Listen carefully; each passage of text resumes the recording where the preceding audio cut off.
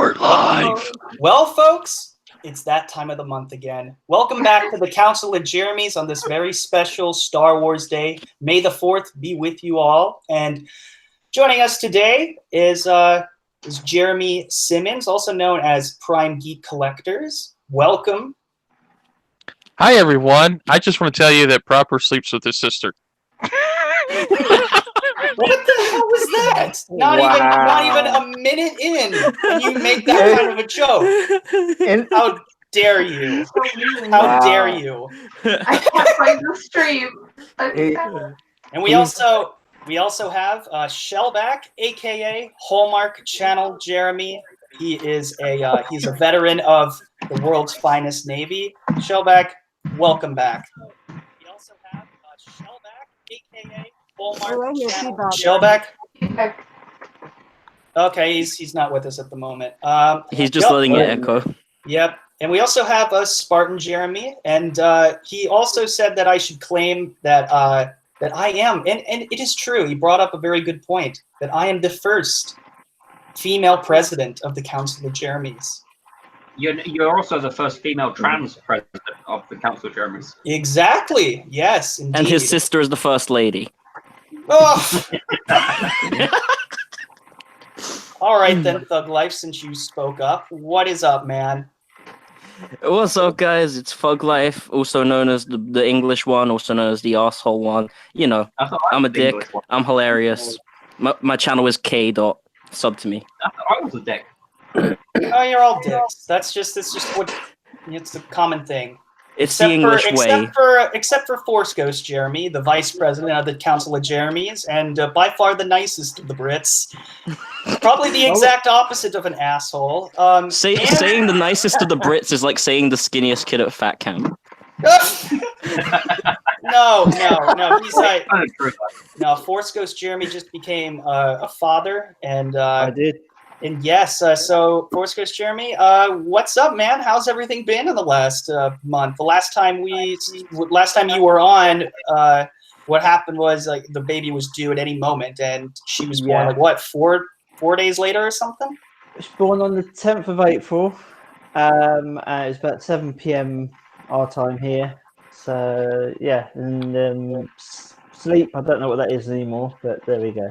It's fine. Well, man, all good. I think the kid's in good hands, for sure. Yeah, we're all good. We also have voluptuous Jeremy, a.k.a. Mary Mayhem, very appropriately dressed today. A.k.a. Wookiee Jeremy. A.k.a. Wookiee Jeremy, since everybody's decided that's what I am. So, yeah. You're just embracing it. This is how you know whether or not it's a girl. Oh, nice. And we have a new Jeremy joining us. What is it? Surprisingly feminine Jeremy. Look at this. Look at this, everyone. Like, this is how you do it. I don't want to look. Too bad. But she's also known as Miss Sarcastic Nerd. Damn it! I wanted it to be a secret. I did not know that. You did not specify that. I should have said that. It's fine, but I wanted Caitlin to guess. You have been outed. Proper, you're a social justice warrior. I decided last minute that I didn't want Caitlin to know who I was. Well, that's okay. It's all good.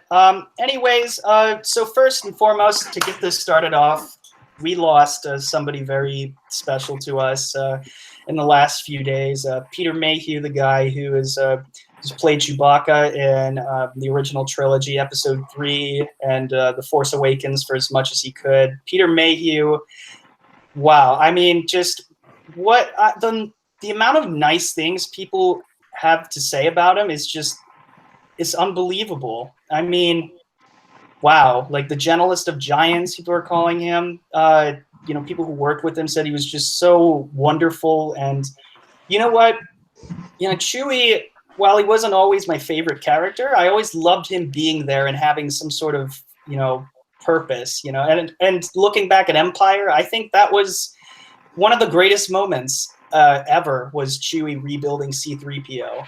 I thought that was just so awesome, and I would like everyone on the panel to share their. And there they are. Indeed. Chewbacca and C-3PO. Wow. First off, I'm gonna address the chat before I forget that. Michael Brent, welcome. Bring back the Perm. Jeremy says hello. Caitlin the Keeper Jeremy's is here. Caitlin is she's one of the best mods on YouTube. She's fantastic. Gregory DeGraff, I think that's how you say. I love how you just skipped right over my ass hat comment. Like, just skated right over that one. Oh yeah, I mean, we all know that you think that about me. Stig Kenobi's here as well. Gregory, I remember you from the other night. You were asking Mary to sing. That was really cool. She has a great voice. I never thought about the ass hat comment. Yeah, you should. You ass hat. Mara Jade is here. What is up? She's lurking until she finishes Cobra Kai season 2. That's a great reason to. Yes. That's a great excuse. Everybody should go watch Cobra Kai season 2. The last live stream I had was about Cobra Kai. Did really well. I'm very happy about that. Yeah, it's probably one of the best things on YouTube by far. Lily Patton is here. John Matrix, the aviator god himself, is here. Laura Ryan Stole My Fan Fiction Stories here as well. Dude, everyone's here. This is awesome. We have Lance Elato. He said he tried a Mile High Jeremy once. It didn't work. Well, you can always try again. I mean, I don't know how that would work, but I don't know. Maybe take a pic. Do not. There is no try. Indeed. And the Fanch, I don't think I've seen you around before, but welcome. He says the Jeremy Strike Back. Actually, that was the last. That was the last Council of Jeremy's. That was the 5th one. It was the Council Strikes Back. Anyways, back to Peter Mayhew. I would like all of you to, if you'd like, just share some thoughts about his passing and what his character meant to you. And we'll start with Voluptuous Jeremy. I mean, Mary, if I may. You can call me Voluptuous or Mary. I don't care. It's up to you. Okay. So we sort of all fell in love with him, right? Like, Chewie was really sort of the in the cockpit representation, if you will, of the fact that this was indeed a galaxy far, far away, right? Like, that these weren't all humans. He was a good reminder of the fact that we weren't here on Earth. We were somewhere else, and that was important. And he was so lovable and so sweet, and I know that really reflected who he was as a person. He was such a gentle human being, Peter Mayhew was. I would say probably my favorite scene for Chewie was when Han was getting put into the carbonite, and Chewie like loses it, right? He just loses his mind, and Han is like, "You have to stop. You have to look after the princess now." And Leia looks up at him, and that immediately calms him down. And from then on out, who has Leia's back but Chewie, all the time? And he was such an important addition to this particular to the galaxy far, far away, right? Like, he brought a lot to the table, and I think we'll all miss him because there's really no replacing Peter Mayhew. You can stick someone else in the suit, but Peter Mayhew is one of a kind, and we lost something. We lost something really special. Yeah, that's it's very well said. Wow. Force Ghost Jeremy? Well, I never met the guy, but not to speak to. I'd seen him at a couple of cons, sort of from a distance. But I know he'd been ill for quite a while, hadn't he? I know from when The Force Awakens came out, he was in a wheelchair and stuff, wasn't he? And walking sticks and things.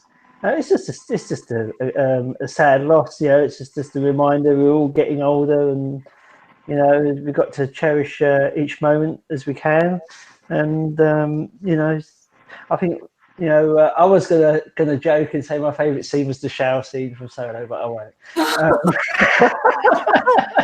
But no, seriously, I think probably. Hey, that was my favourite scene. Sorry, I'll give that to you. You can have that one, okay? Thank you. Right. But no, I think probably my favourite scene was probably Return of the Jedi. when they were walking through the forest and Chewie ends up getting them all in the net.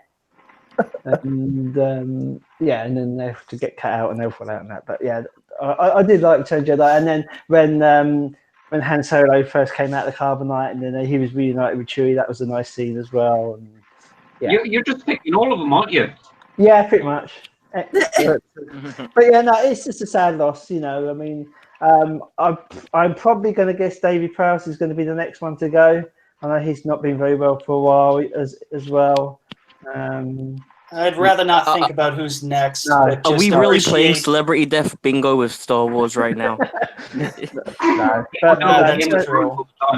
But it does kind of remind you that, you know, no one lasts forever and everyone's going to go at some point, and it's just a matter of when and how, and you know, but just embracing the time that you have here while everyone's still around is what's important. Yeah, I mean, and if you ever want to see any of these, you know, stars from the films, and you're thinking about going to a con and you're not sure, should I pay to have an autograph? Should I pay to have a picture? Just do it. Just do it. I mean, I was very lucky. I got to see Carrie Fisher literally months before she passed away.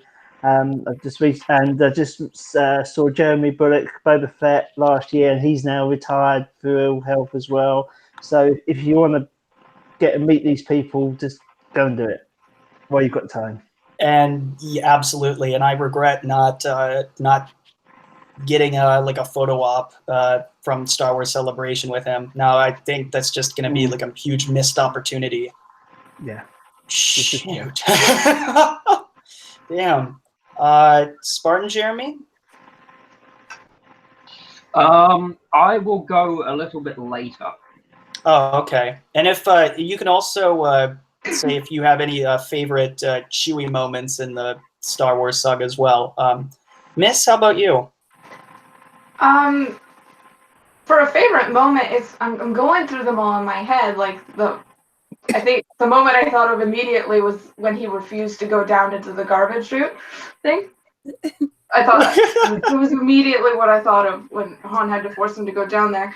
He was just adorable. I loved his character always, and I think my immediate reaction upon finding out he was dead was anger, because Disney has really missed an opportunity. Is the best way to describe this whole experience. And I'm still a bit angry, but I'm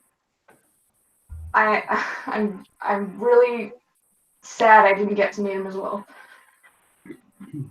You mean the way they treat Chewie like a pet rather than a person? Right. I mean, I don't know. Yeah. Thug Life? Mm-hmm. Well, you know, it really says a lot to the quality of a character when, you know, they don't even speak English. They're not even like an actual like human character. It's prosthetics. It's a mask. It's a suit.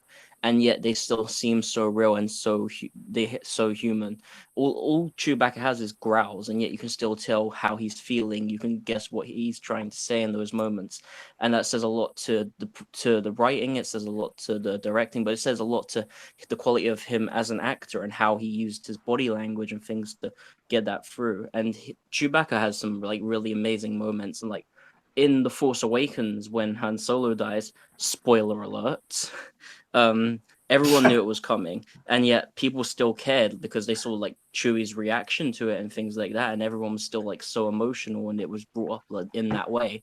And it's like, or like I think one of the best Chewie scenes is like when he's like got shot on the arm or whatever, and he's like trying to play up to the nurse like that, how he's like being tough through it and stuff, because that was like kind of hilarious.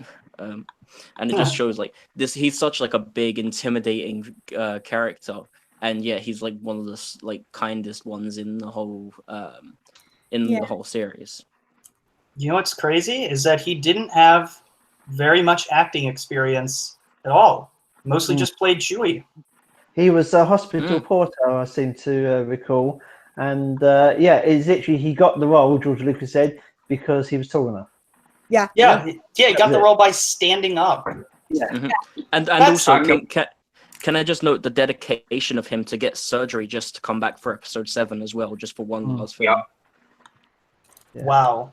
I mean, he's kind of like, in a way, like Mark Hamill, how he is with the fans, and just how much he loves, or that he loved this franchise, and he had a deep passion and care for it. And honestly, if there's a silver lining, well, I'll get to that in a second, but it's just really telling, when somebody like truly loves what they do. It means a lot. Shellback, you've been quiet for a while. What, like, so am I picking a favorite moment? Yeah, and just giving us some thoughts on Peter Mayhew and Chewbacca and the legacies left behind. By the way, you missed your intro. Everyone, this is Hallmark Channel, Jeremy. Well, please welcome him. I was getting everything set up, but yeah. Anyway, yeah. I mean, I could do the cop out thing and say, every Chewbacca moment, which I wouldn't be lying. But one that just like instantly pops out is when he laughed at when he laughed at them, when it was Leia and Han and Luke in the little med bay area, and Han was like, "Laugh it up, fuzzball." I mean, the amount of times that I've heard "laugh it up" or "laugh it up, fuzzball" since the 70s. But so yeah, and I mean, and I don't, like I said, I never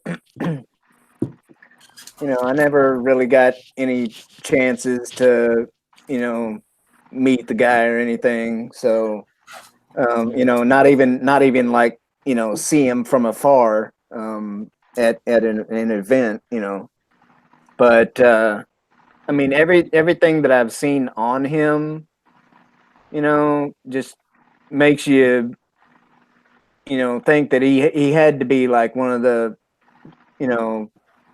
nicest guys that you would ever meet, like he just seems to be like a really welcoming type of person. And I agree with you 100%. And one of the things that I didn't realize until I saw the announcement that he had passed was because it said in his North Texas home, and I'm like, what? I'm like, Peter Mayhew became a Texan? I mean, that's surprised me. That Chewbacca living in Texas has probably got to be the coolest concept since sliced bread, I mean, but yeah. Sliced bread. I've heard Texans have good steaks. He probably went there for that. True. They wouldn't let him eat the pork after all. What was that? I said they wouldn't let him eat the porks after all. He was probably hungry. Oh yeah, that was not okay. He should have had that moment. He should have ate the pork. My guess though is the reason that he was living in Texas is that the climate was probably good for his health. I don't know. Probably. Simmons, do you have any moments, Chewbacca moments that you'd like to share that were some of your favorites, and just thoughts on Peter Mayhew? Yeah. For one, people forget about the Revenge of the Sith moment he had. Oh yeah. Hold on a second. Oh yeah, that's true. Oh, by the way, hope you don't mind, Simmons. We have another guest here. We have the real Jenny is here. Baby Force Ghost Jeremy. Oh, that's just, look at that. She's so cute. You caught her in a very quiet moment. Oh, that's just so adorable. And I love your setup that you have. Nice new office. Yeah, it's yeah. I had to build this room because she's now got where all this was. so yeah. Stand back. Fair enough. Yeah. By the way, hello, Mrs. Forskos, Jeremy. She says hello. Very nice to see you. Hi. Hi. I'm waving even though I don't have my thing on. He's waving, but we can't see him. Let's go right back. Say goodbye. Bye-bye. Bye-bye. Oh. Right, here you go. Hi. Oh, we have eyeballs. We have eyeballs. Yeah. It's so adorable. It just started raining as well. Oh, it's okay. It's all good. Yeah. All right. So some of my thoughts on Peter Mayhew, just like the one thing I wanted to say earlier. If there is a silver lining, and this is something I said yesterday, if there's a silver lining, is that the new guy, he was the only one. I think his name is Yona or something like that. Jonas. Jonas? Oh, okay. Jonas. I wasn't quite sure. Everyone gets his name wrong, but yeah. But he spent a lot of time with Peter Mayhew, especially on making episode 7. And I honestly do think that going into that movie, and spending so much time with Peter, he just gained some sort of he gained an appreciation that arguably the other cast members didn't have, because he had to carry on a legacy. He had to continue a character that pre-existed him, and I do have the utmost respect for him for really caring for the role. And I know that it's probably not easy, to see someone else do it, but I think he does a great job. And I do think that the character's in good hands. In terms of the performer, not the film. Yeah, but let's be real. The actor, let's be real. The actor only got the job because they already cast Gwendolyn Christie as someone else. Wow. Oh, jeez. Actually, she would have made a nice Wookiee. She's not that tall. But female Wookiees are a little bit shorter. Well, I know, but she's not. She wouldn't be tall enough to be Chewbacca. So. Not quite. No, she's not quite 7 foot. He is tall, but not quite 7 foot. I think Wookiee in stilettos, man. I do think Jonas is probably the best guy they could have gotten, though. Seeing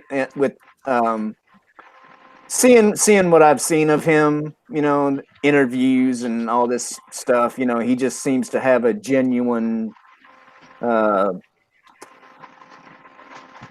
air about him, concerning being Chewbacca, Yeah, that's sort of a given. I think he was, he really, gave it his all. And, he was really just the stunt double at first. But I think, they found someone who was very respectful and really wanted to just, get the essence of the character. And that's something that just makes me feel a little bit better about moving forward. Well, at least they didn't say no one's ever truly gone with his death. That's all I got to say about that.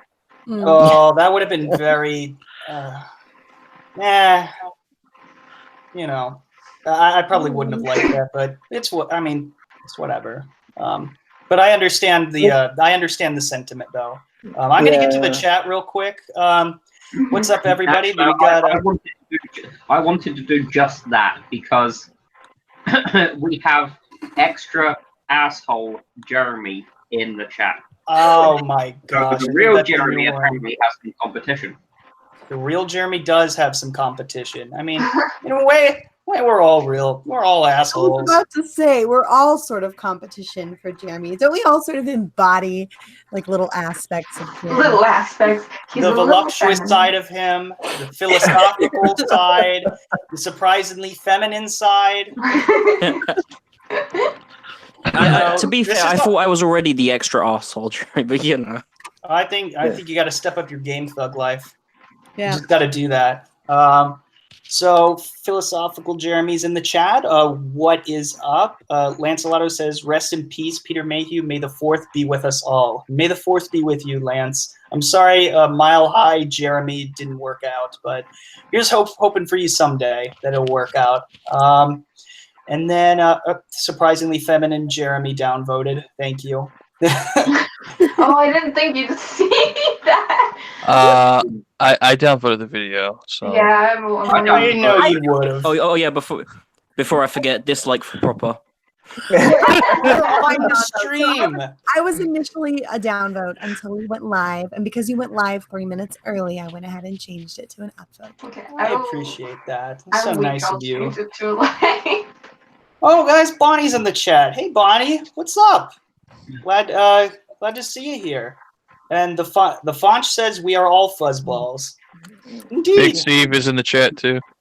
Yes, he is. What is up, Big Steve? I haven't seen you in a while. Teresa Martin's here. She's about to go see Endgame. That's a good choice. I recommend that. Yeah, I hope you have Prime's fun. gonna start. So, Simmons is gonna start talking about Endgame. Dear God. Oh, are we? No, We don't have to do. You don't have to do that yet. Can we not? I really didn't like that movie. it's May the 4th. It's Star Wars Day. We're gonna keep it Star Wars for a while, and then we'll move on to. I mean, technically, Star Wars is a Marvel product. No, it's. This I'm getting I hate you for saying that. well, yeah, he's right about that because Tom Holland says he watches Star Wars in the Avengers. So. Oh, that is true. But for some reason, he doesn't know that Nick Fury is Samuel L. Jackson. I'm gonna have to give a thumbs down for the disturbing Jeremy with lipstick and the asshole English comments from the other side of the pond. Hey, It was so hard to make it look like lipstick. And see, this is why me and PB call you Shellback. No. Oh my god, I saw that. Oh, dude, you have no idea, man. Random Nerd of Doom is here. What's up? You've been coming around recently. What's that, Force Ghost? It says he's right, Marvel. Why did you have to do this to me? Sorry. Why? If memory serves, didn't Marvel do a number of Star Wars comics before? You know, Yes, they were hired by. hey, look at that. See, that's proof right there that the Brits, no matter what, they'll stick together. Just because. That's true. It's actually not a bad comic, this one. Oh, what's it called? That's the Skywalker Strikes. When even though we all hate our country, the British stick together. Yeah, it's that one. Indeed. Oh, let me present I'm that for a sad. second. Yeah, that one there. Nice. Yeah. Nice, man. Is that one of your favorites? It's one of my own. I think it was something to do with when Chuck Wendig got fired from Marvel. I decided to go and find anyone that wasn't written by him and. Shit. Fair enough. About that comic Yeah. book Sorry? is that it makes me wish we got a proper Yes. a proper episode 7s maybe about 10 years ago. Yeah. I think they would all have been of a better age as well to do it about 10, 15 years ago. Wait. You want episode 7 with Proper in it? Are you sure you want that? I mean, I might be a little short for a stormtrooper, but I could still play one pretty well. I think it would be better if you were like a bartender or something. No. Proper as the main villain would have made a lot more sense than Snoke. No. I'm just Do imagining. I look like a bartender? I'm just imagining a scenario with Proper like, well, Kylo Ren, you may have power in the dark side, but I have a Pringles can. I wish I had Pringles right now. I do not. Talk about a transitional movie. Oh, this is bad. Hey, there's a Pringles! fan. Woohoo! Wow. Yeah. Who's got it? Spartan's got your Pringles can. No. What kind? Well, Yeah, at least we're not sour talking cream and about. onion? Boo! Yeah. Oh, Yeah. that's gross. Disqualified. Heck yeah. Dislike for sour cream and onion. At least we're not talking about Burger King. True. That would be a monstrous act. So, anyways, Random Nerd of Doom said, "I met." We try to get to it for like 5 minutes. I met Peter at a Comic-Con in Canada once. He wasn't having a good day when I met him, and he was kind of cranky that day. And that was my experience with Peter. Well, you know what? When you do conventions like that, that's bound to happen. You know, not everyone is on. You know, that just kind of show that he's human. You know, he'll have good days, he'll have bad days, like everyone else. I'm kind of curious. Did he have a oh my gosh, I can't talk today. Contractual obligation to keep doing cons even though he was sick? Right. Because I think most of them do, yeah. Maybe. I'm not entirely sure. I know for Marvel, they're contractually obligated to be at every kind of promo or launch thing that Disney tell them to.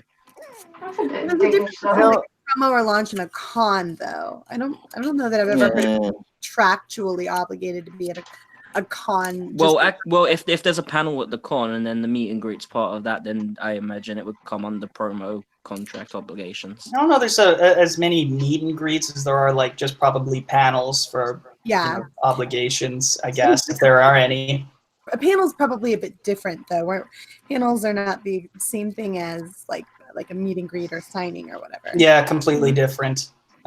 Mark 115 says, "I think he's great as Chewie." Oh, I think he's talking about the new guy, Jonas.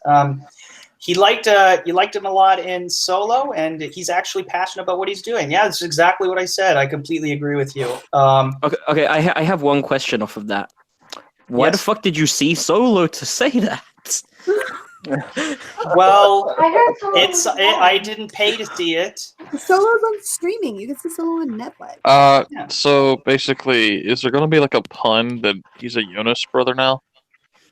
Oh, stop it! Oh god! No, you ruined it. Okay. Ban Jeremy Simmons from the council. You're, This is strike one. put him in timeout. Yo, Jonas. Put him in timeout. Right now. Oh, You're in God. timeout. He's already Go been to your in room. timeout.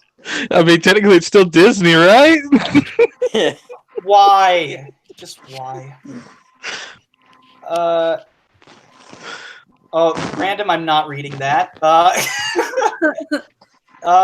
Caitlin says there's too many Jeremys. Dislike for proper. I took back my dislike for the real Jenny. Oh, I appreciate that. It's coming around.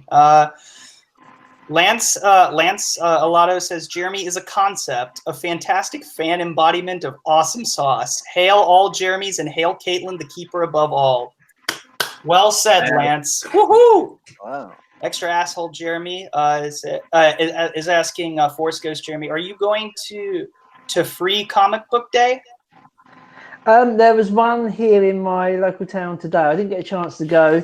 Other things to do with the baby and stuff. But yeah, my local comic book store was doing that today. I didn't know it was today. I've done one in previous years. It's pretty good. So yeah, like it's not like full size comics. You get like little comics and stuff. But it's cool for kids now if they want to get into comics and stuff. You can turn up and they give you loads of free samples and stuff. So it's quite cool. So. Okay, but here's the question: what kids now want to get into comics? It all depends on the parents as well. So Random Nerd of Dune says, I haven't seen Endgame yet. My theater is sold out. Can you not talk about it? Well, we probably won't talk about it for a while. But if we everyone comes back.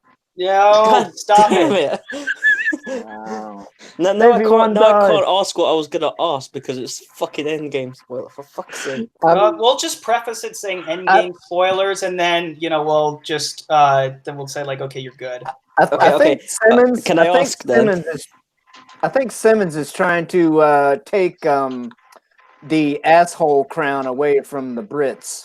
I think he's trying to do that, and he will fail. No, okay. I won't. Don't actually give away spoilers, though. I know it's been a week, and that's usually my rule. Is like if it's been out for a week, then you have plenty of time to see it. But we'll give a fair warning. Okay, well, Jon Snow dies in Endgame. Thank you. It's exactly. I might have to dismiss myself if you start talking about in-game. I'll just say this: for those who have never seen in-game, once you see it, check out Geek in Disguise's review. There you go. Indeed. Shameless plug. Geek in Disguise is pretty cool. Thanos gives up because his mom's name is Martha. Random nerd says, "I prefer Star Wars Legends as it is evil." Thank you. As it is evil and Kathy free. Yep. Thank you. Congratulations, Mandalorians forever. I am excited for that. I'm very excited. No, not he that. Doesn't mean the show Mandalorian. No. If he ain't speaking Mandoa and he don't follow Karen Travis's heritage, I don't care. He means his comic books, his whole stack of comic books that he gets to read through and cry because it's not canon anymore. Actually, they were books, but that's another story for another day. Fair enough. Random Nerd also asks Mary Mayhem, "Hey Mary, you have a Jeremy on your face." That wasn't a question, I guess, but just it's a little Jeremy on my face. I think it's the same picture. It's the same picture. For like 3 of them. Everyone uses that picture. That's why I went on one of his videos and screenshot it. And you had a good angle too. I'm impressed. Nice and juicy. Yeah. Oh my god! Did you just say that? He wasn't even making that face on purpose. It was just I caught him that way. That's what happened when I took the screenshot for Drunk Jeremy. That was a great day. I was going to make another one. It was going to be mildly confused Jeremy. That could work too. I think that's proper Jeremy, to be fair. Confused about gender. I'm always confused. What are you talking about? Random says, what about you play a droid or Yoda in Star Wars? I can't take on you Frank Oz's role. No, absolutely not. I could be a droid though. Don't even try to be Yoda. Just talk normal. No. I'm now imagining Proper as C-3PO. Did anyone else see it? Yeah. Maybe he'd be the male counterpart to L337. Oh. No, please. No, he'll just be L337. Yeah. Why? Why? To be honest, I can completely see Proper going, "Oh, you don't recognize because of the red arm." Don't recognize me? But if Proper plays L337, then he can direct James Bond. Yes. Yeah, exactly. Is she directing James Bond? Yes. She's the one that's doing it, yeah. Yeah, that's why it's going woke. They're going back to Jamaica for the 25th film, and basically they've made it to where James Bond is going to be Gillette now. Don't go there, bro. Oh no. If Proper was a droid, I think his nomenclature or whatever would be like TRNS1 or something like that. Thank you. I thought it would be no homo. Yeah. Oh, Star Wars for Life. Ruthie's here. I didn't know you guys are having a Council of Jeremys today. Yeah, we are. I guess a lot of people didn't really know. It caught me by surprise. And all right, we have a very special guest here, Mr. Abu Nas. Hey everybody, I am so sorry I was running late. I had sent you a message, Proper. I've been out and about, and unfortunately, there was a lot of traffic and me coming back into my town, and I'm like, ugh. But had to get in, had to fire up the computer and everything, so I'm finally glad I'm up in the house with all you hotshot Jeremys out here in the panel. Have you met our newest Jeremy? Abu? Huh? A surprisingly feminine Jeremy. Have you met our newest Jeremy? No, I did not. Surprisingly feminine Jeremy? Wow. Everybody's getting so creative with these. Feminist, very. That's I don't even know who to choose as the favorite. It doesn't matter that you're late, Abu. It only matters that you're here, and we're glad to have you. Yes. Yes, I feel the same way. And Yeah, Sam, at least you didn't pull a lethal lightning and turn up just as you turn off. Well, I was listening to Lethal Lightning stream this morning as I was cooking breakfast.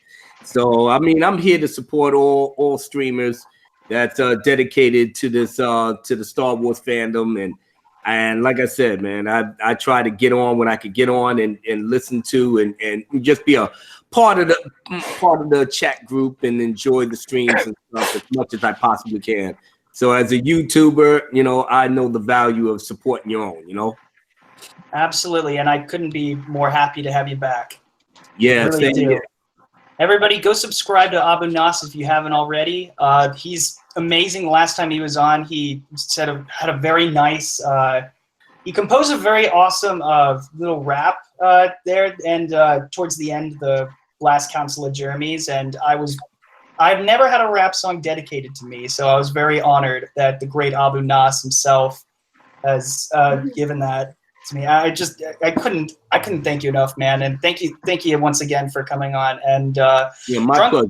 yeah, absolutely. And Drunk 3PO is in the chat. What is up, Drunk Oh man, 3PO? my brother from another mother. Yeah, me and him gonna be rocking the spot on his channel tomorrow. So All I right. can't wait for that. Oh yeah, any stream with Drunk 3PO is awesome. You know, yeah, he's a really nice guy, and he's at Disney World. Lucky. Oh, he's in Disney World right now? No, I mean he was, but yeah. Oh, he was. Oh, okay. Yeah. I was about to say, what are you doing in the chat? You're supposed to be getting on the rides and stuff. But that's Drunk, all I saw that little pic with you and Minnie Mouse, man. You better watch your back, boy. The big M is after you. Right. So yeah, Drunk. Hopefully you're having a very good day so far. Yeah, and we also the Senate has just subscribed to the channel on air. Dude, welcome to the channel. Woohoo! Awesome. All right. So what I was asking before, I think I'm pretty much caught up. Abu Nas, I was asking what your thoughts were on the passing of Peter Mayhew, and what was your favorite Chewbacca moment in the saga.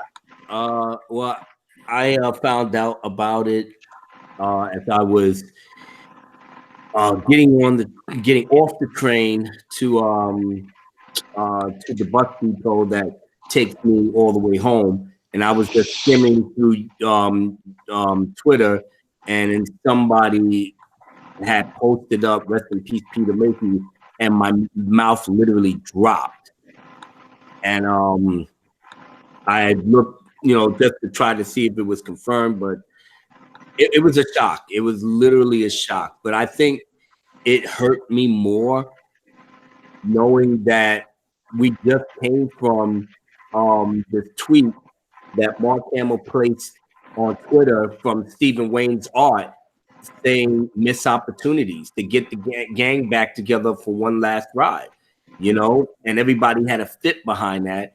So with the passing of Chewbacca, the OG himself, it really brings it all home how important that tweet Mark Hamill, put on Twitter. It wasn't to disrespect the new fans. It wasn't, to make them feel marginalized or whatever. He really wanted to have a scene with just the old gang because he missed them, and life is short enough as it is. And how many opportunities would we have gotten as old school fans that's been here since 77, waited 30 years to see our heroes, come back on the screen again? Don't you think that, that little bit of fan service would have been great for us? We could have rolled with the new characters a hell of a lot better had we been serviced in a way that says thank you to the fans that was there from the beginning and helped build Lucasfilm into the company that you are today. But we didn't get that, and it hurts. It really hurts. So I was really in a funk the entire time, coming home, and I was trying so hard to not, because I was writing, a little tribute to him as well. I'm almost finished with it, but like I said, I should have been working on it harder this morning. But either way, I'm gonna have it either done later tonight, or I'll just put the video up for tomorrow. But yeah, it was a shock to the system, and I can't thank Peter Mayhew enough for everything that he gave to my childhood, in every way, shape, or form. My favorite scene of Chewie, right off the top of the head, is when they left the Falcon they left Hoth, and they was on the run from the TIE fighters, and him and Han is was busy just trying to get the Falcon together. And my next favorite one was him, Leia, R2D2, and 3PO trying to escape Cloud City. That whole sequence was iconic to me, and Chewbacca was right there in the middle of the fight, And he saved 3PO. Yes, he did.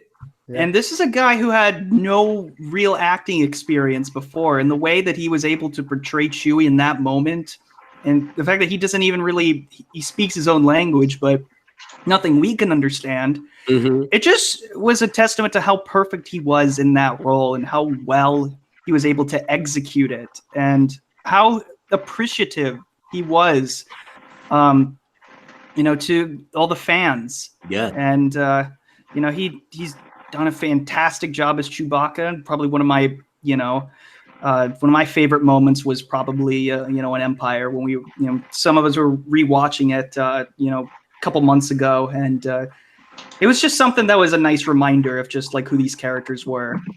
But it just showed from his expressions and how his mannerism in the costume. I mean, George Lucas even said that, he's the closest thing, to actually being a real Wookiee, compassionate, strong, loyal.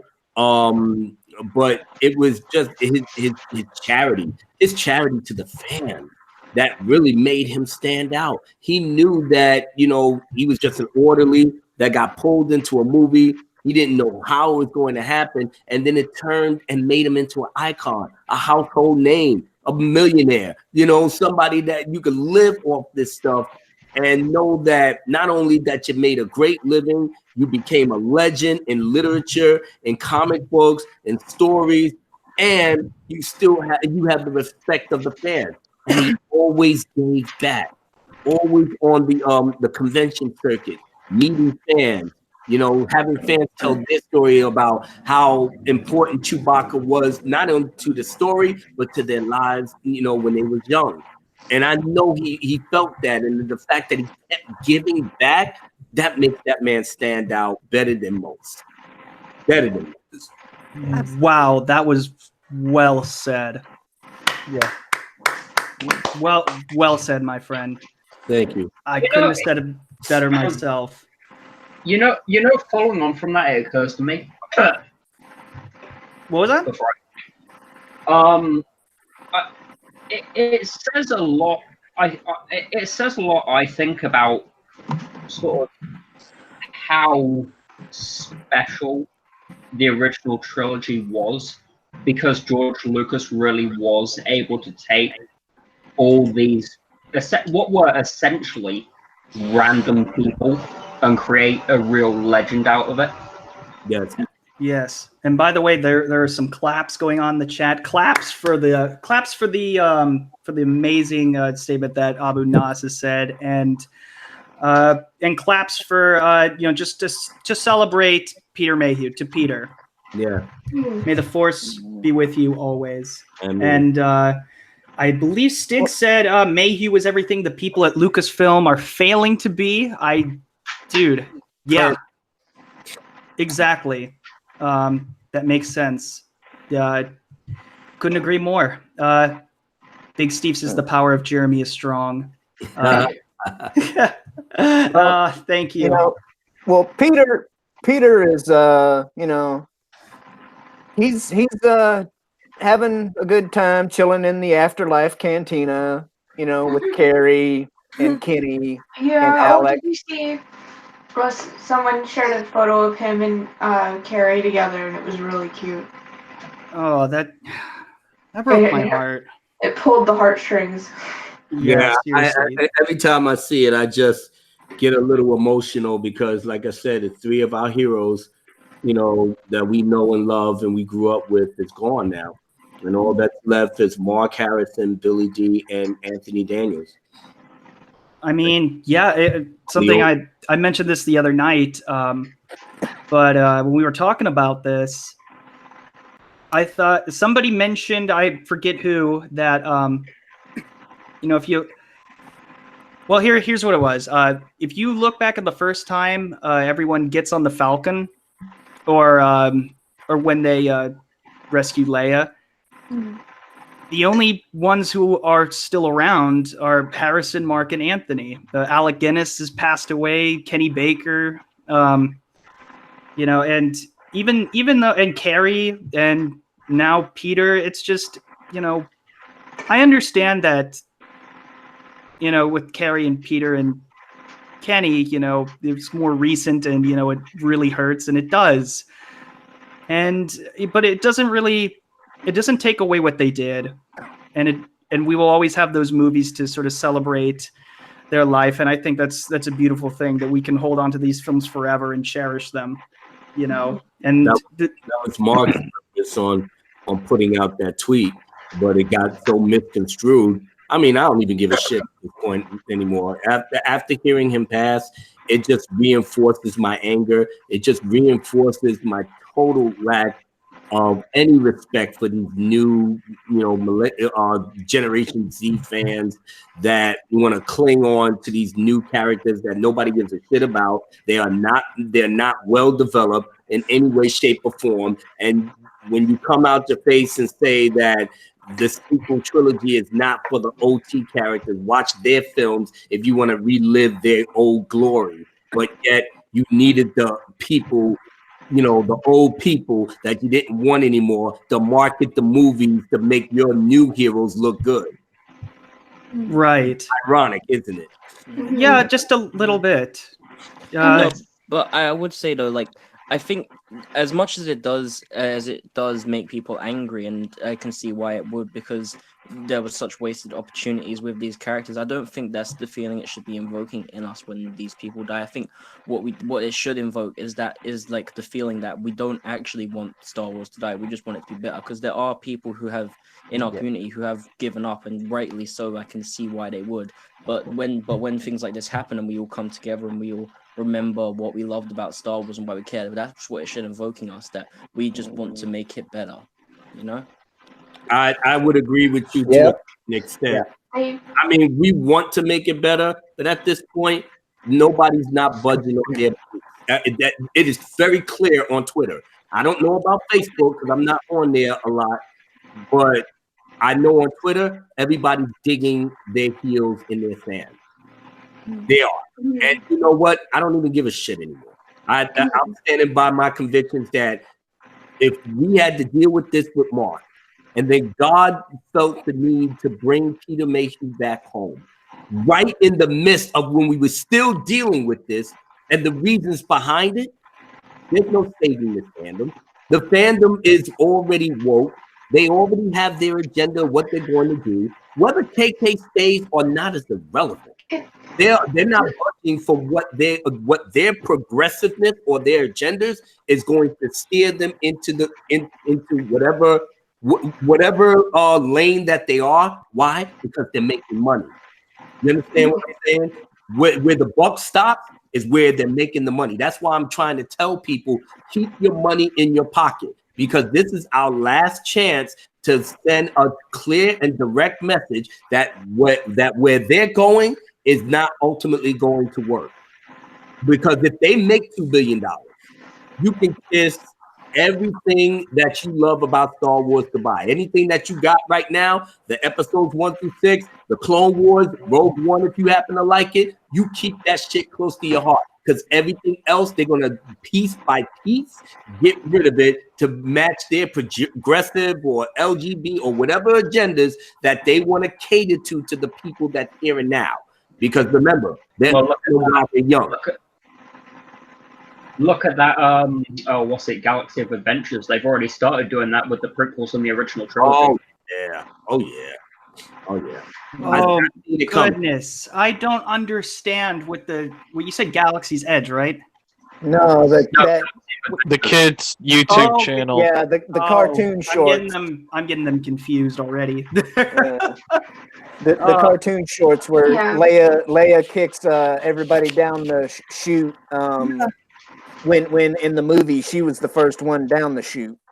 You know, stuff Right. like that. I mean, Thug Life had, like I said, I agree with Thug Life to a certain extent because on a whole, Thug Life is correct. We should really be just concentrating on what really makes Star Wars special to us. Yeah. Unfortunately, Thug, these people are not going to allow us to even have our moments to ourselves because they really want to keep breaking it down and beating it in your head that we're not wanted, we're old, we are past our prime, and our characters don't matter anymore.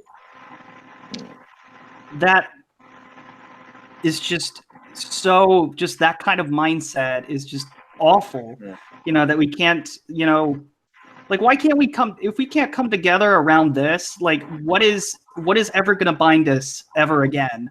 What will be the breaking point? Never. If we can't rally around, I mean, well, I know that I don't want it. I know I don't want it to die.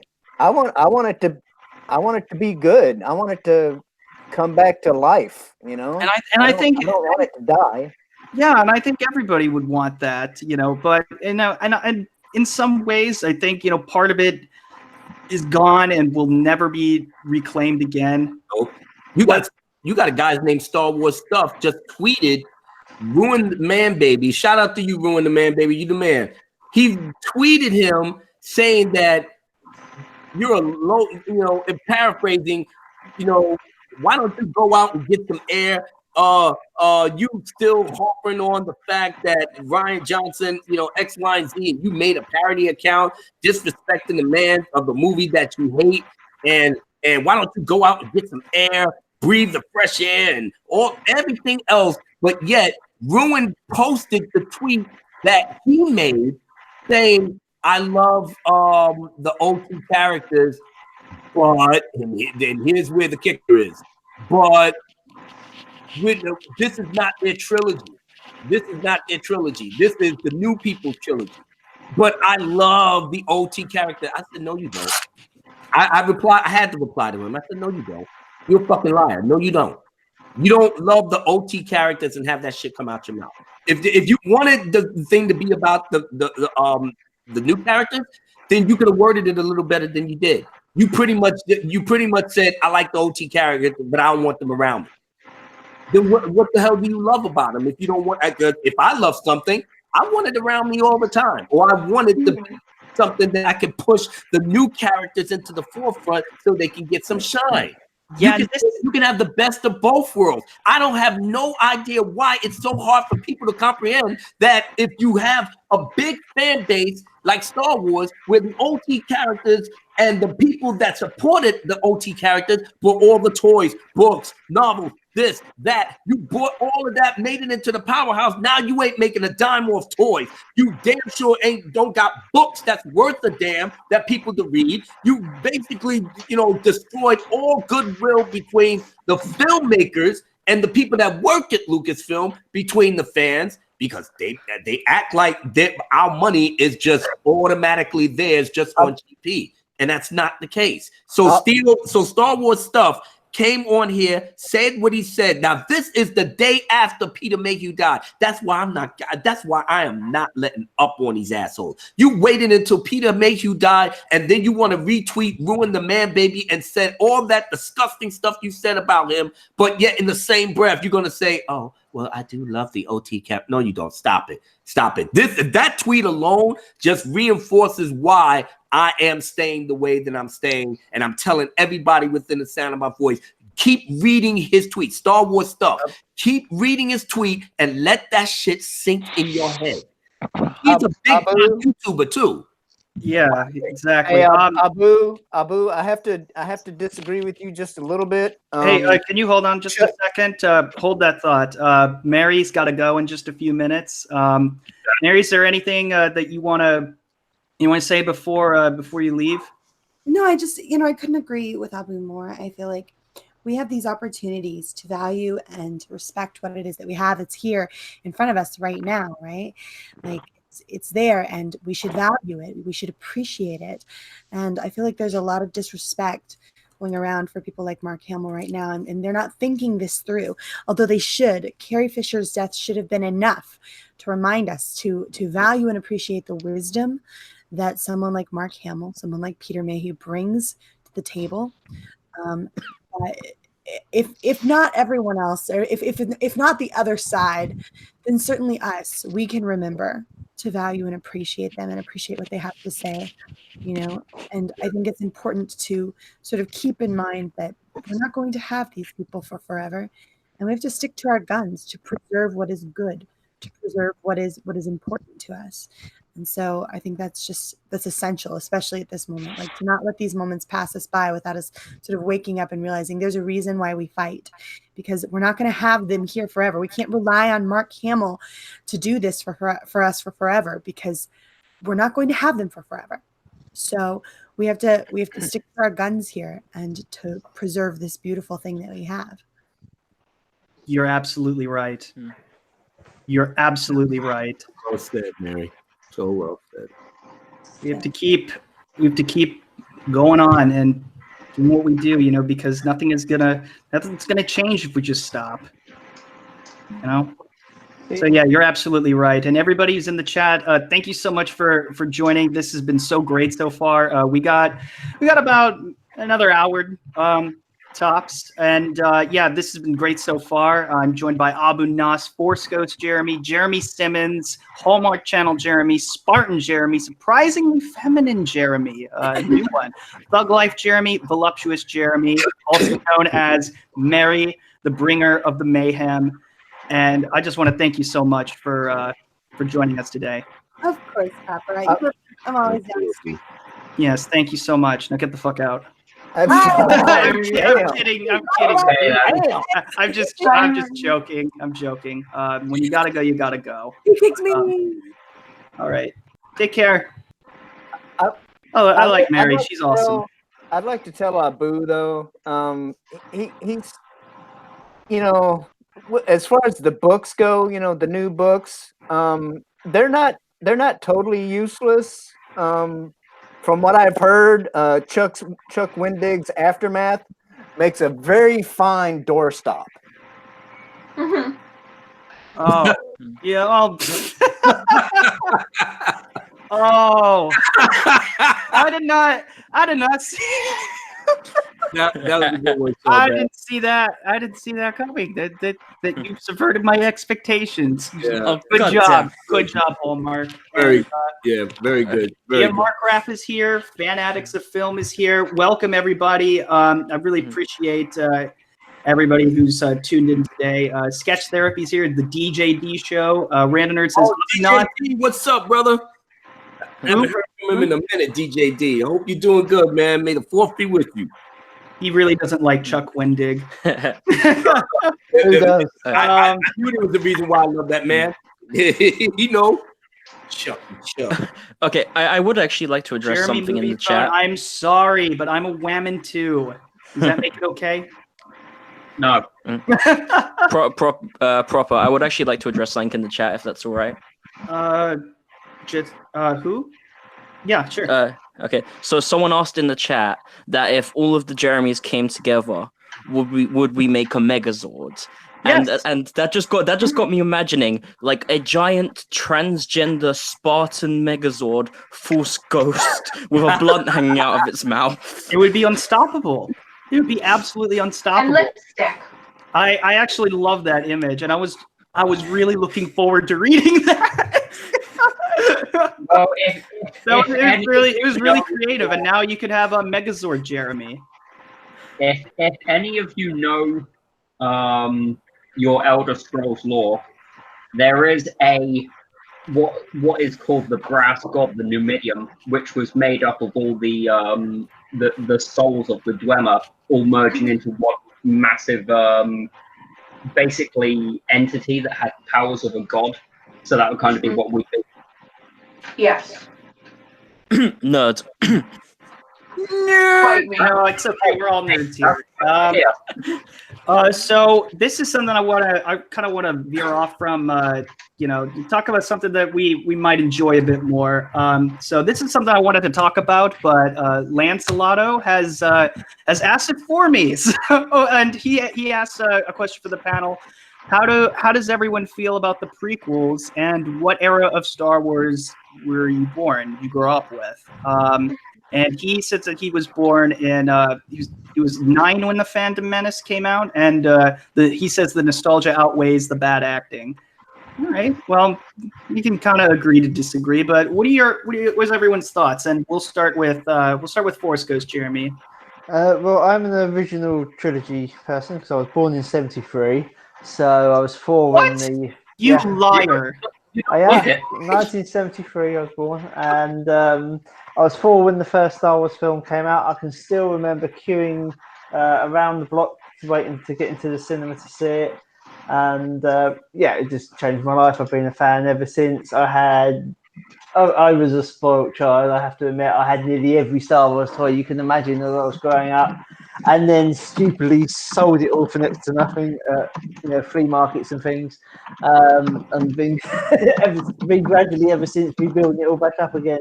But no, I like the prequels too. When the first one came out, Phantom Menace, I have to say I was a bit disappointed to start with, but I think as time's gone on, they kind of grow in you a bit more. I mean, I can even forgive Jar Jar Binks, now, and when you compare it to The Last Jedi, I mean,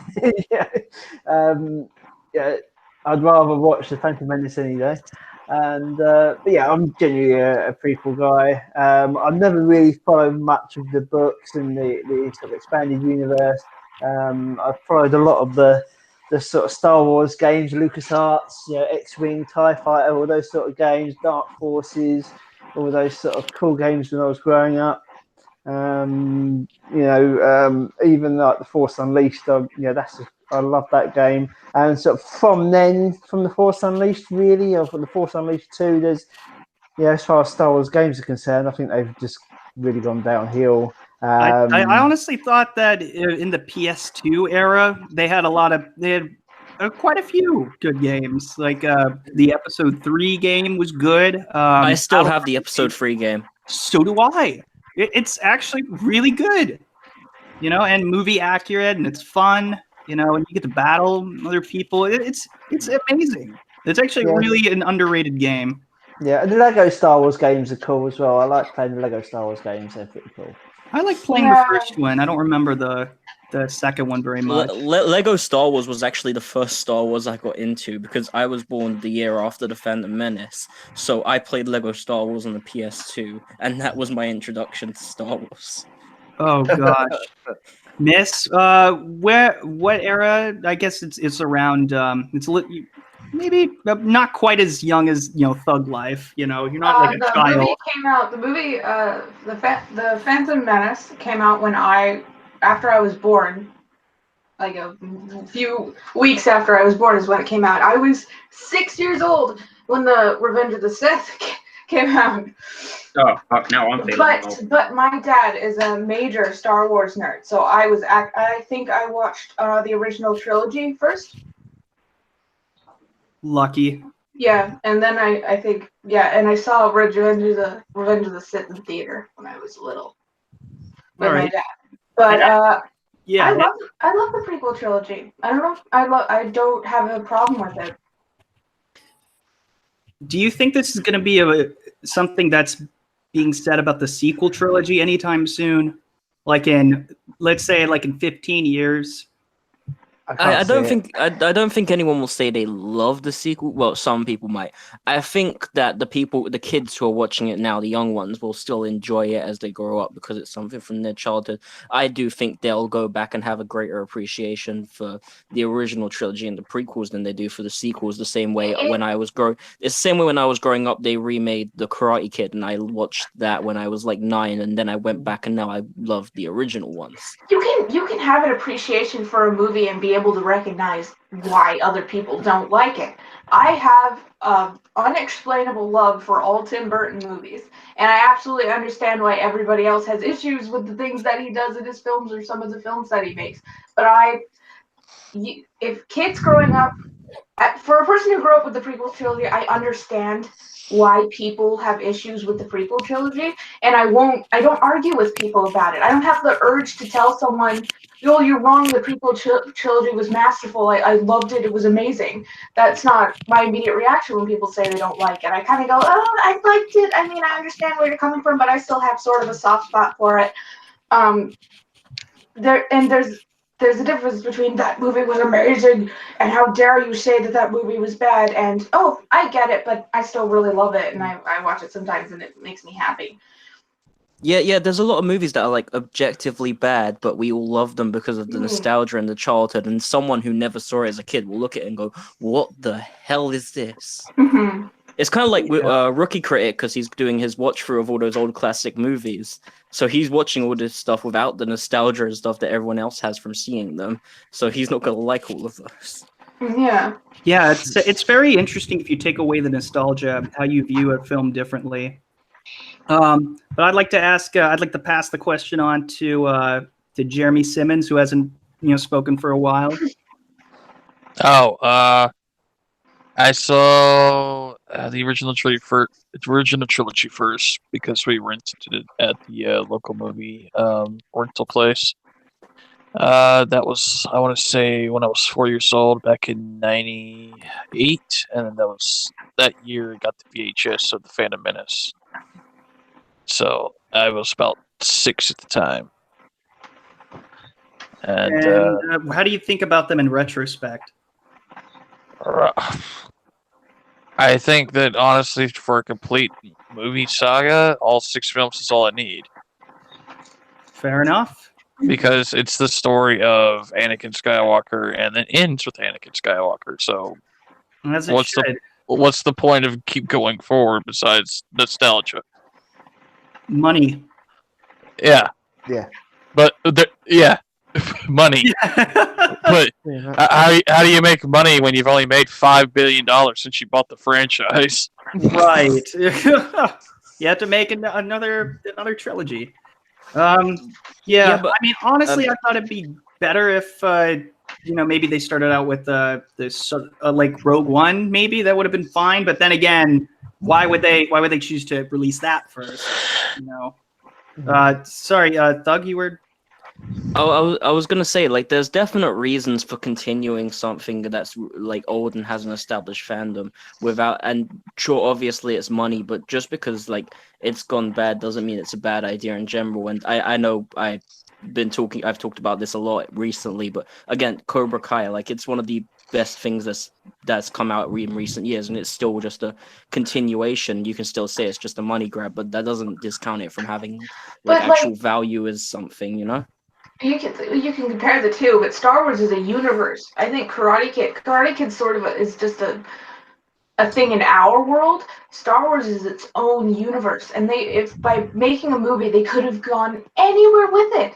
They had so much room in this universe to add anything, to put a spin on something, to do anything that they wanted, and they did that. Mm-hmm.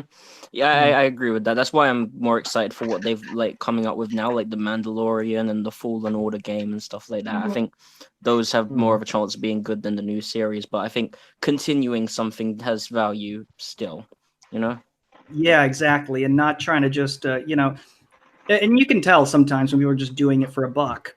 If it's executed well and it's a good story, I don't see why the hype train should stop. But for a lot of us, it has, and it's just kind of sad. But you know what? We still have the other movies. We still enjoy them. We're still all Star Wars fans. Even if you liked The Last Jedi, that's fine. I envy that. So I did not like it at all. But it killed me in some ways. But I mean, if somebody loves that movie, I mean, of course they're going to be like, your opinions are wrong, etc., and you'll have a debate, perhaps. But you know what? At the end of the day, we're all Star Wars fans, and that's what matters. Anybody else who? By the way, Pop Culture PB is here. Hey, what's up, PB? You. Abu Nas, do you have anything you'd like to add to that? In regards to the prequel trilogy? Well, I mean, the prequel trilogy to me is pretty much self-explanatory. I've said it so many times over and over again, especially on John Talks. The prequels is always going to be special to me because of how it affected my eldest daughter when I took her to see The Phantom Menace, and she was 8 at the time. And I couldn't follow every single thing in terms of the Trade Federation and everything, but I was just happy to see Star Wars, you know. But when I saw her face when the pod race came in, and how excited and how happy she was to see all the excitement, you know, that was going on in the movie, I knew George Lucas was a genius, because that was the same effect that I had when I saw A New Hope back in '77, and I was 7 at the time. It was 6 going on 7. So between that and then The Empire Strikes Back, and then I was 9, and all of that pretty much cemented my love for Star Wars. So by the time the prequels came out and how it affected my children, I knew that not only what George Lucas had was timeless, and it was going to stand the test of time, but he told the story that he wanted to tell. Love him or hate him, bad dialogue and all, he told a very cohesive story. Regardless whether he was making it up as it went along, it's still his story. It's his baby. And he got to tell it the way he wanted to tell it. He showed you things the way his mind wanted to give to you. You know, that's why I roll with the special editions outside of all the old stuff, because basically in his head, he put together certain things. The only thing that I disagreed with Han first, but everything else I could live with. I just knew that if he wanted the story to be told the way his mind envisioned, then that's his right as a creator. And besides the dialogue that we could skip, but the overall story is about Anakin Skywalker, his rise, his fall, and his redemption through his son. And Luke Skywalker is extremely important to us OG cats, because he was the one that we followed his journey that was somewhat similar to Anakin's. It's just that he didn't get tested by the dark side to try to save his family. You know, he basically was still green in the ears, but he had to get his butt kicked to realize the wisdom of Yoda and Obi-Wan. You know, you wasn't ready, not ready for the burden to know that the man that killed billions was your own father, you know. But that's how beautiful everything flowed. So the prequels, to me, had the better overall story than the OT. And I'm only saying this objectively because the OT was the hero's journey of Luke Skywalker in the bigger context of Anakin's overall story of his life. The prequels basically told the story of how a brilliant you know, world that was filled with democracy and good got eroded into what became known as the Galactic Empire, and all of this was done subtly through the machinations of the Sith, the ancient enemies of the Jedi. George Lucas introduced the lore of the mythology. He introduced the lore in episode 1. And then in episode 3, when he told the story about Darth Plagueis, he brought the greater mythology of everything about the Old Republic to life. And we can't thank him enough for that, because he validated all those stories that Dark Horse did, that the people at BioWare did when they did Knights of the Old Republic. He pretty much validated all their works. And we can't thank him enough. And that's based off of the prequels. So I'm a big prequel lover. I am a big prequel supporter. I will be that way to the day that I die. And I think what you said with about your daughter was just something that I didn't really think about, but that was actually The Phantom Menace was my introduction to Star Wars on accident. It was just found the VHS in my basement, and I've told this story before. Episode 3 hadn't come out. I just saw 1 and 2, and my uncle was like, there are more Star Wars movies, right? And I was like, what? Really? He's like, and they're better. I'm like, I was blown away. Blown away. Loved A New Hope. I liked Empire, and I liked Return of the Jedi, but for some reason, A New Hope just stuck out to me because it was just such a great story. But the prequels, I hold Episode 3 near and dear to my heart because I thought for a while that I wasn't going to be seeing that movie for reasons I won't explain again. but I was essentially grounded, and I thought that I wasn't going to be able to see it, and I thought it was going to be the last Star Wars movie ever. And my dad surprised me on the last day of school and took me, and I was very happy. It was probably one of my favorite movie-going experiences ever because the theater, after a month, was still packed. People were still cheering. I mean, this doesn't happen anymore. A month after a movie comes out? Rarely. But yeah, that was my thoughts. People were cheering when Anakin Skywalker cut down kids. No, just at the beginning. That little brat was annoying. But probably somebody was cheering. I don't know. Nobody was cheering. What are we going to do? You have one time traveler in the back cheering at hello there, and everyone like, why are you cheering? And it's like, it's a meme in the future. I was in the theater with Revenge of the Sith opening night, and it was extremely quiet. It was almost like I don't know, a feeling of dread that the audience was feeling when Anakin threw that lightsaber on the kid, said, Master Skywalker, what are we going to do? And that music just created that music. That music right there just literally just showed you the horror of how Anakin had fell so far, and the audience was quiet as a mouse. It was almost like they were shocked to see how far Anakin had fell to do something like that. And with the tear rolling down his cheek too, Yeah, and then you look at Kylo, and he can't even kill his mother. I know he was ashamed, but he put his family above all else. That he did what he had to do. For the wrong reasons, he did what he had to do. He wanted to save his wife. He wanted to save his kids. Remember, Anakin is the most powerful Jedi that have ever lived. His ability to, not even Yoda could see into the future the way that Anakin does.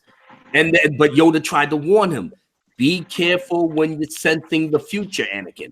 It's just that Anakin's premonitions and his vision, and Matthew Stover's book, the novelization of Revenge of the Sith, is absolutely brilliant in how he describes Anakin's mindset when he thinks about what that future might hold, and what Anakin was dead set that I'm not losing my wife the way that I lost my mother behind this shit. I'm not going to let it happen. By hook or by crook, I'm going to do whatever it takes. When Darth Sidious told him the story of Darth Plagueis, put it into his head that whatever you can learn to save your family, you will never learn it from a Jedi. And that was the hook. All it took was a little bit more prodding. Mace Windu didn't help matters any when he confronted him, because he knew that he was in control of the Senate and the courts. He was all powerful. Nothing would get by without his permission. So he had to just say, listen, I got to take this guy out. But what did Anakin say? This is not the Jedi way, such and so forth. So inadvertently, Anakin's mind just basically went to the extreme where Palpatine was right all along. The Jedi just didn't want to do what was right. They wanted to do what was in their best interest. But little did he know, it was a double-edged sword, because Darth Sidious played him right into his hands. But it was too late. Wow. I didn't really think of it that way. And that's why I kind of I like novelizations, because you can get into that more. It adds more to the story. It gives it more context. It doesn't take anything away from the movie. It just enriches it. It does. Same thing with Darth Plagueis. Darth Plagueis pretty much enriches the entire Phantom Menace movie. The author, James Luceno, not that bitch-ass, sucker-ass, chump-ass Chuck Wendig. Nah, we ain't talking about that. We talking about a real author. So, basically broke down. How do you really feel about him? I know, right? So, James Luceno broke down piece by piece the purpose of the midichlorians, the purpose of the overall universe of the unifying force, all of these things, and he did it in such a beautiful mystical way in which he showed how powerful the Sith really was in terms of how they hidden in the shadows. But at the same time, he already set up how this thing was going to pan out throughout the 3 movies. And dare I say it, it really enriches the experience for me in terms of watching The Phantom Menace after reading the Darth Plagueis novel, because you know where the Trade Federation comes from. You know why they did what they did. You know why Naboo was that important to the overall galaxy at large, and why Padme Amidala had became who she was. Outside of Qui-Gon, knowing more about Qui-Gon Jinn, Sifo Dyas, the whole clone army, putting together, all of the seeds were planted in Darth Plagueis that played out throughout the Phantom Menace. And I couldn't even thank him enough for putting out that novel the way that he did, because now watching the Phantom Menace, I can't watch it the same way that I have, knowing what I know about how it all began. And it just makes the whole prequel trilogy that much more brilliant to me. Mm-hmm. But you could still watch it beforehand, which is what really shows how great it was. Because that's what books are meant to do. They're meant to make things better. You're not meant to need them to like what you're watching. You're meant to like what you're watching more because you have them. Yes, sir. And Force Ghost Jeremy just let me know that he's going to be leaving in just a few minutes to have some daddy-daughter time with baby Force Ghost Jeremy. Yeah, her name's actually Jenny, which is I think is ironic. Really sweet. Beautiful name though, Force. Beautiful name. God bless you, man, and the family. Yeah, it was actually partly due to you changing your name to Jenny for the April Fools. Are you serious? No. Seriously, no. It was just because we were actually toying with 3 names. We had Carrie, we had Chloe, and we had Clara, and all very similar sounding names. And we were like, I'm not sure which one. We're going to wait till we meet her and decide what we're going to call her. And it was like, because literally the last council we had, it was only a few days before she came out. And I was just like, I don't know, Chloe, does it go? And Carrie, does it go? Because my last name has got 1 syllable, and I'm just like, I don't know, maybe a 3-syllable first name to go with the last name would sound better. And just for some reason, because it was Jennifer, yeah, that goes. Yeah, well, yeah. And then when she was born, my other half turned around to me and says, yeah, I like Jennifer, can we have that one? Yeah, okay. And that was it. So nice. So yeah, you're kind of partly responsible there, Proper. Oh, so yeah, that on me. I do not deserve that, but I appreciate the sentiment. I truly do. Something good came out of you changing your name, man. If Proper's gonna start crying now. How would you know? Yeah. No, that is a really sweet gesture, gesture. I appreciate it so much. That you're a really cute kid, and as I always say, she's in good hands. She's and before I go, Proper, I just want to query you. You have this thing where these conversations you've had with the great Frank Oz. Well, I want to kind of, I don't know if I trump you with this or not. But as you probably noticed, I had a tweet of mine liked by the very Mark Hamill this week. And at last views, I had 47.8 thousand views. So if you could top that, that's a challenge for the next council. Can you get a tweet to top? I think that equates to a few conversations with Frank. Dude, I saw that. It got like over 2,000 likes. Dude, that's awesome. Yeah, That is awesome. I was surprised as anyone. I just had this little clip of Mark Hamill talking about what are Disney going to do, fire me, and I thought, it's brilliant. So I just did a quick copy and pasted of it on my Twitter. It's only like a 20-second clip, and I was just like, that'll get like 12 likes or something, you know. And then I get up the next morning and I'm like, what the hell? I think it was about 20,000 views at that point. I was like, no, hang on, no, It's just wrong. Yeah, no, and I couldn't figure out why. Because I'm like, who shared it? No, I mean, Jeremy hasn't shared it. No, and I was just like, and then Jeremy replied to me, says, yeah, Mark Hamill himself likes your tweet. I was like, what? And yeah, it's had, I guess, it's got 47.8 thousand views, 2,871 likes, and 316 retweets. It's the most I've ever had. And it's just like, that's more than like anything I've had combined. Like that's incredible. That's incredible. What like will do. So the challenge for all of you for the next council, any one of you's got to beat it. Challenge accepted. Yeah. How the hell are we supposed to beat that? What are we meant to do? Skype with George Lucas? Yeah, that would. I'll break into it. Yeah, I don't know. Get on to it. Oh boy, I hear another Fanboys sequel. Fangirls, me and Mary and Brucey and Mara are gonna go break into this house. I'll buy that for $1. Dude, yeah, I would see that movie. You would break in to see episode 9. I don't know, or whatever. Or, oh, great! And then you battle Kathleen Kennedy as the final boss. It was a girl. I want the fucking Duel of Fates with all of them versus Kathleen Kennedy. She's got like a 4-prong lightsaber. You can come 2 proper since technically you're a girl. Oh. Does anybody remember the movie Species? Yes. Yeah. I honestly think that Kathleen Kennedy would like transform into Species freaking alien. Yeah. No, I'm thinking more Men in Black with the bug. Oh, why? All right. On that note, I just want to say hello to the chat real quick.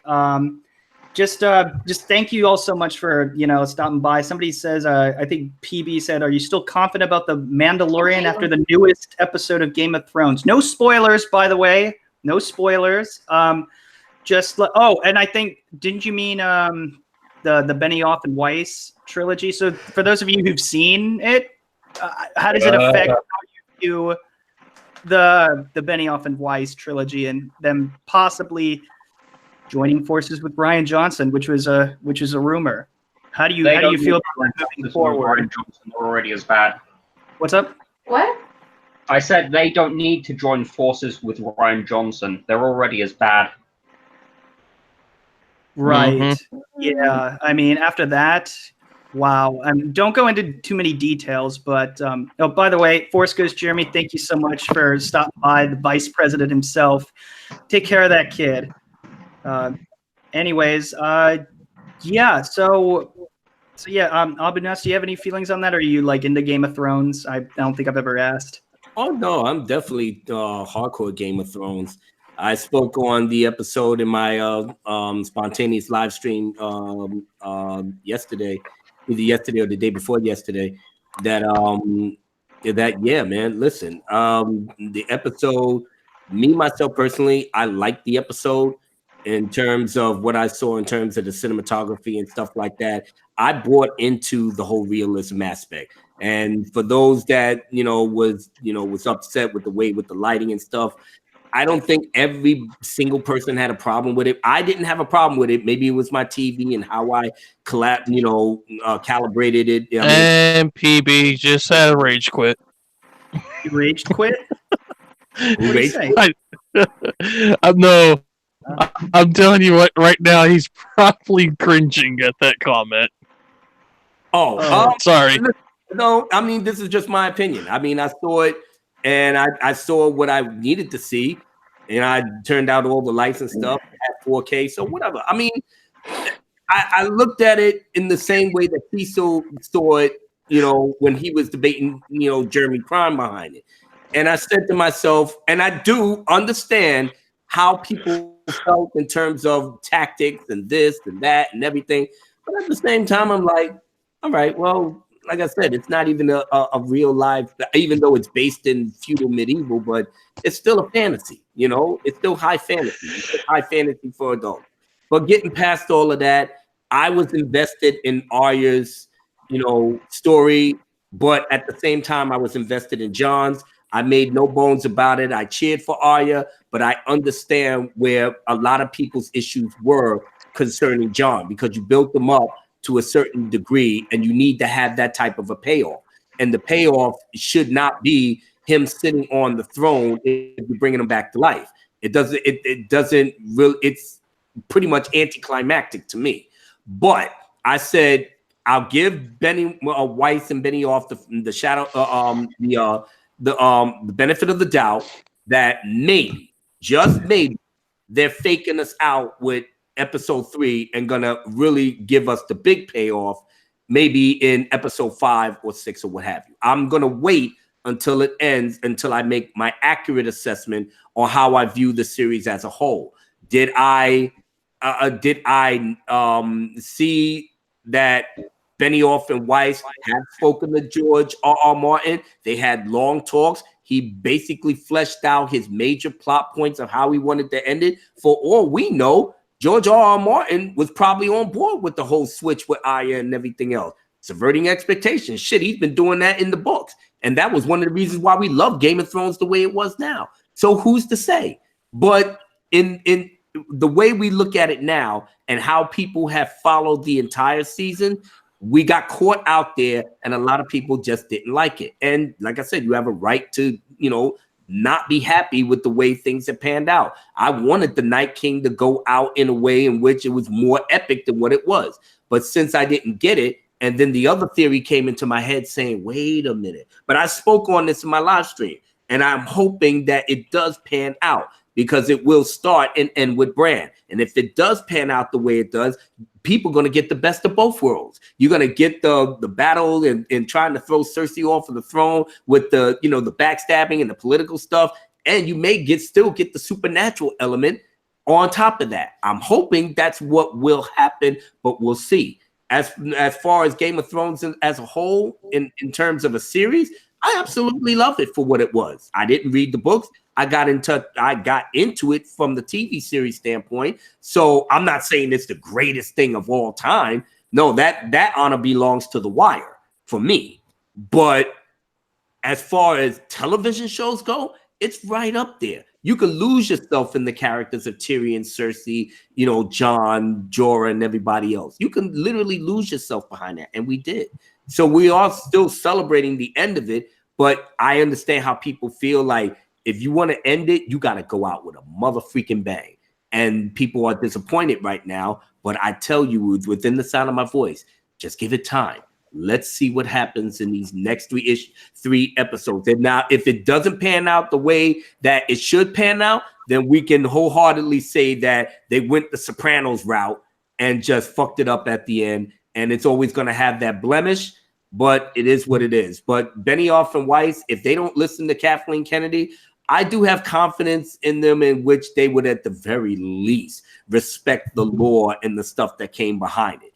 And all the Star Wars stories and stuff like that. If they are left alone to do what they want to do, I'm thinking that it's not going to be as bad, as some people may make it out to be. But if they listen to Rian Johnson, and if Kathleen Kennedy's breathing down their backs, then I don't have no hope whatsoever, other than you're going to see something woke and we're just going to try to make it go broke. But then by that time, the NPCs and the SJWs will be all over that, and they'll probably support it just because they're seeing all their progressive agendas being fleshed out, on television and in the movies. But either way, I'm done with episode 9 anyway, so it makes me never mind.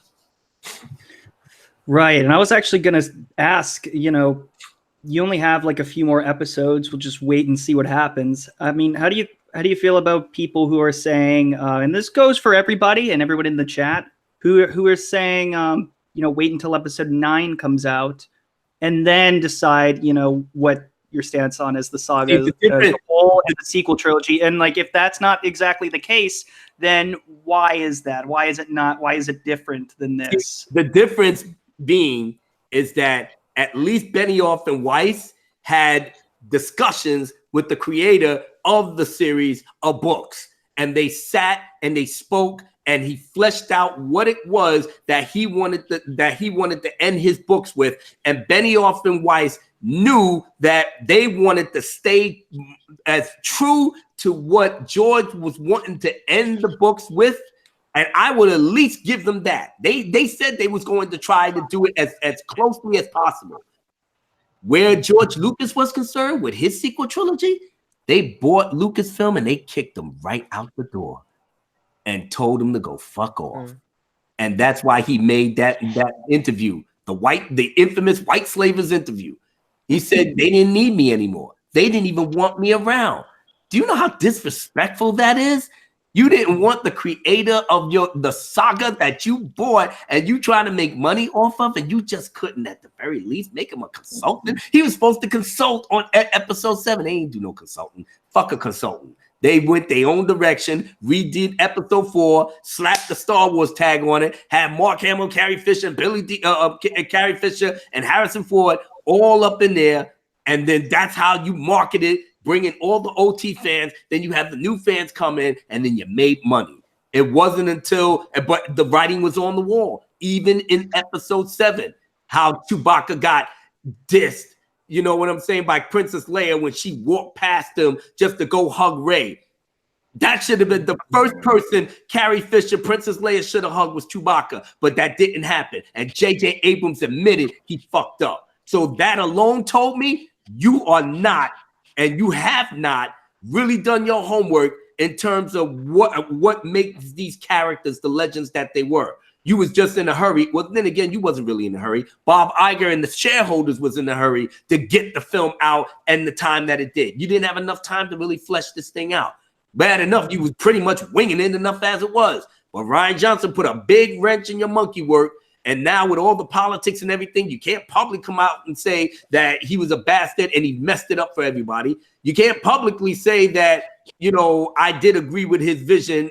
No, he did the interview and he said that he agreed with it and he wanted to direct it. But yet in the interview, he did say, I didn't meet Rian Johnson until everything was finished. I mean, come on, people, make up your mind. Get your story straight before you even come out and do these interviews, because the fans is listening. The fans is listening. So there's no way that episode 9 can be saved on the basis of how you disrespected George Lucas. You waited until all of the shit just backfired on the fandom, on Lucasfilm because of the fandom's outrage. Now all of a sudden, oh yeah, we talked to George Lucas on the phone and, we got some great ideas. No, you didn't. No, you didn't. Basically, it was probably just a courtesy call that George Lucas said, I told you so. What did I tell you? And you should have went with my sequel trilogy story treatments, but no, you had to go in your own direction. You allowed Kennedy to bring all these people in that had no type of skill, no knowledge, no anything of Star Wars whatsoever, and you had them run roughshod against the fans that had gripes and honest opinions about how these movies were made. Same thing was happening with Game of Thrones. But at the very least, I'm still giving Benioff and Weiss the benefit of the doubt that they actually consulted the man that created all of this. We didn't have that opportunity here at Star Wars.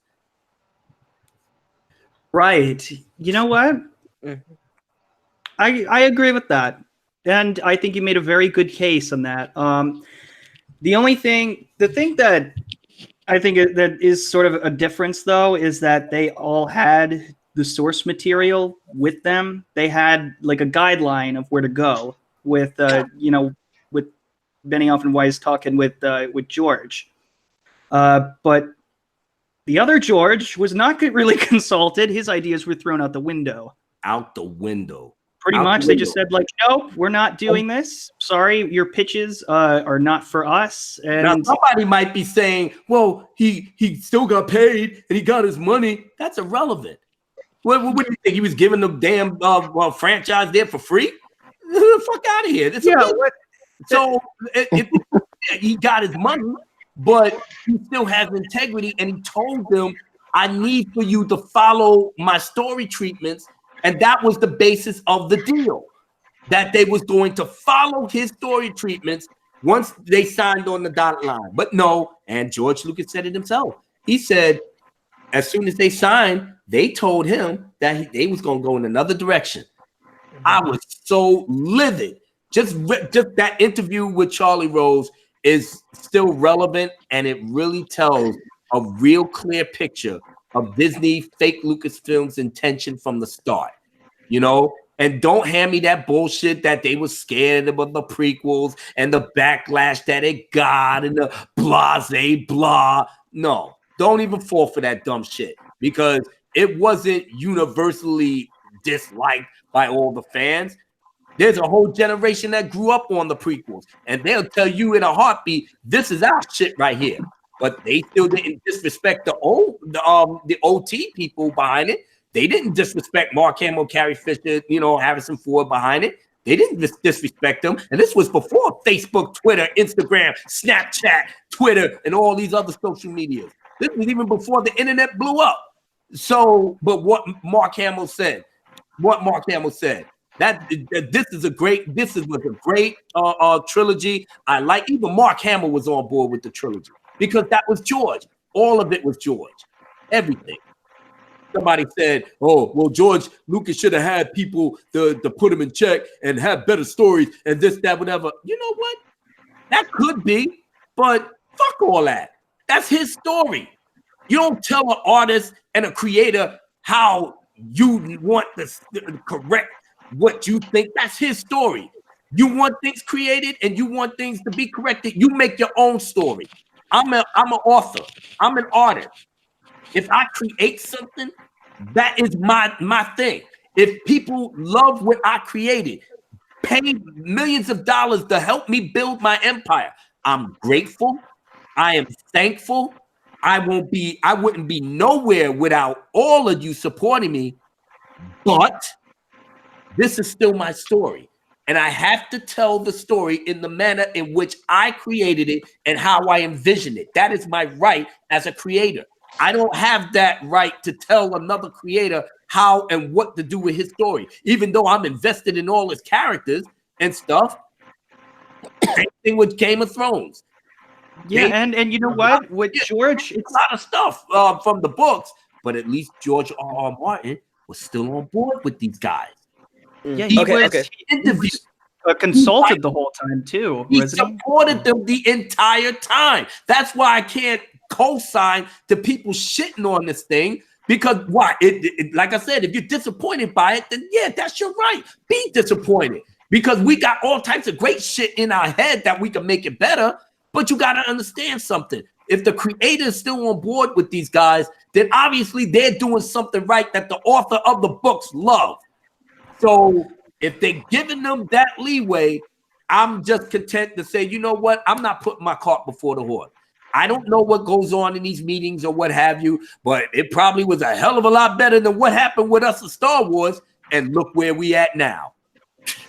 Right. Okay, so real quick before you go up into that, I just want to just give a shout out to all my mods: Caitlin, Mara Jade, the most recent mod, Laura, Ransom Fan Fiction Story, Star Wars for Life, Ruthie. You guys are all amazing. You've done a fantastic job. Thank you so much. Lancelotto, he's leaving. He's got to go do something else, but he says, hail all the Jeremys in the chat and all that listen to the Jer Army. But as always, above all else, hail Caitlin, the keeper of Jeremy's. Indeed. Yeah, I gotta head out, guys, too. So I'm gonna catch you guys later. Okay. All right. See you, Jeremy. Simmons. Anything else you want to say, Prime? Not much. Just, you know, I agree with some points and I agree with some others. You know, it is what it is. Mm-hmm. All righty. But go subscribe to Prime Geek Collectors. Yeah, he's amazing. I think Caitlin has a link to that. Yeah, I appreciate that. Have a good day, everyone. Hey, you too, man. Thanks for stopping by. Thanks for joining us. Yeah, good luck, dude. Yeah.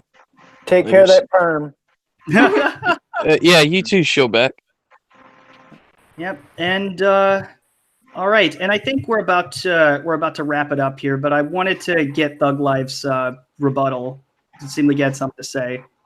Well, I wouldn't say it's so much a rebuttal as just a. So, would we be supportive of The Last Jedi if it was made by George Lucas, if it wasn't made by Disney? And before you answer, keep in mind the thing with J.K. Rowling and what she was doing with her characters and how people got mad about that, and if you had any personal things about that, which I know some of you actually have. So, I don't think we'd be having these discussions if George had been involved. Okay, but I'm saying completely hypothetical. If he had made that movie, would we still be mad at it? I mean, probably. Well, I mean, at the same time, people were mad at him for what they perceived as faults for the prequels. So, George Lucas has had a lot of shit thrown his way in the past.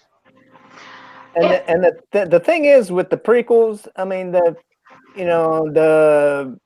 like people hating on Jar Jar and crap like that, and you know, it was. I think it was probably like a minority of people, you know, in the grand aspect of everything. But the thing is, I mean, and you know, I'm like Abu, you know, like I'm okay, you know, I'm good with the prequels. I mean, you know, Jar Jar was like, you know, a little annoying, and you know, I mean, it was like comic relief type stuff, but at the same time, he didn't take away from the story. I think the thing is about it is when it comes to the prequels, George Lucasfilms wasn't this big company that when you tried to tell him that what he did with the prequels was wrong, he called you a bigot or a racist or a sexist. Thank you. He never did that. And that's the difference. Right. Absolutely. Yes. George never. This is why we wouldn't have had as a big of a huge hoopla about this in the first place, is because, you know, Ryan decided to run its mouth and tell the fans that they're wrong and that they're stupid and that they're man babies. It's exactly what Feige did. I think that's his name with Ghostbusters. Did the same exact thing. That's why you don't tell your fans, fuck off. Not Feige. Feige. Okay. I don't care. Yeah. Okay, but let's be real. Ghostbusters was never gonna have an audience anyway. Mm-hmm. Preach. Like there's the Last Jedi level like messing up, and then there's just Ghostbusters. You wouldn't even have wanted to watch it in the first place. Mm-hmm. Yeah, exactly. You mean the fake Ghostbusters? The Wokebusters. Oh, this guy, Joker, or I can't really, Mikey Woods. He said, "I saved the last piece of George for you and left all the butter in your fridge." I think that is perfect timing. And I just, I couldn't agree more. And Sketch Therapy says the right to tell the story belongs to he who bought the rights, just like we have the right to not buy it if they screw it up. The new problem is when I don't buy the bad story, I'm discredited and labeled. Yeah, that's exactly what we were discussing. Like I don't hate something just because it got brought and changed by someone else. Like I'm not gonna hate like the new Spider-Man films just because they're not Sam Raimi's Spider-Man or the original comics. Just when you get something that people love, you have to do it in the right way. Yeah, exactly, and it's that's what Cobra Kai does, and many other franchises do not. No. They need to take notes from the right people. Oh my god. Yeah. So if you're learning one lesson from this stream, everyone in the chat, watch Cobra Kai. For the love of fuck, watch Cobra Kai. This is what it always comes back to. My for some reason, anytime I post something Cobra Kai, people love it. You know, it's because it's the best. Cobra Kai is the best around.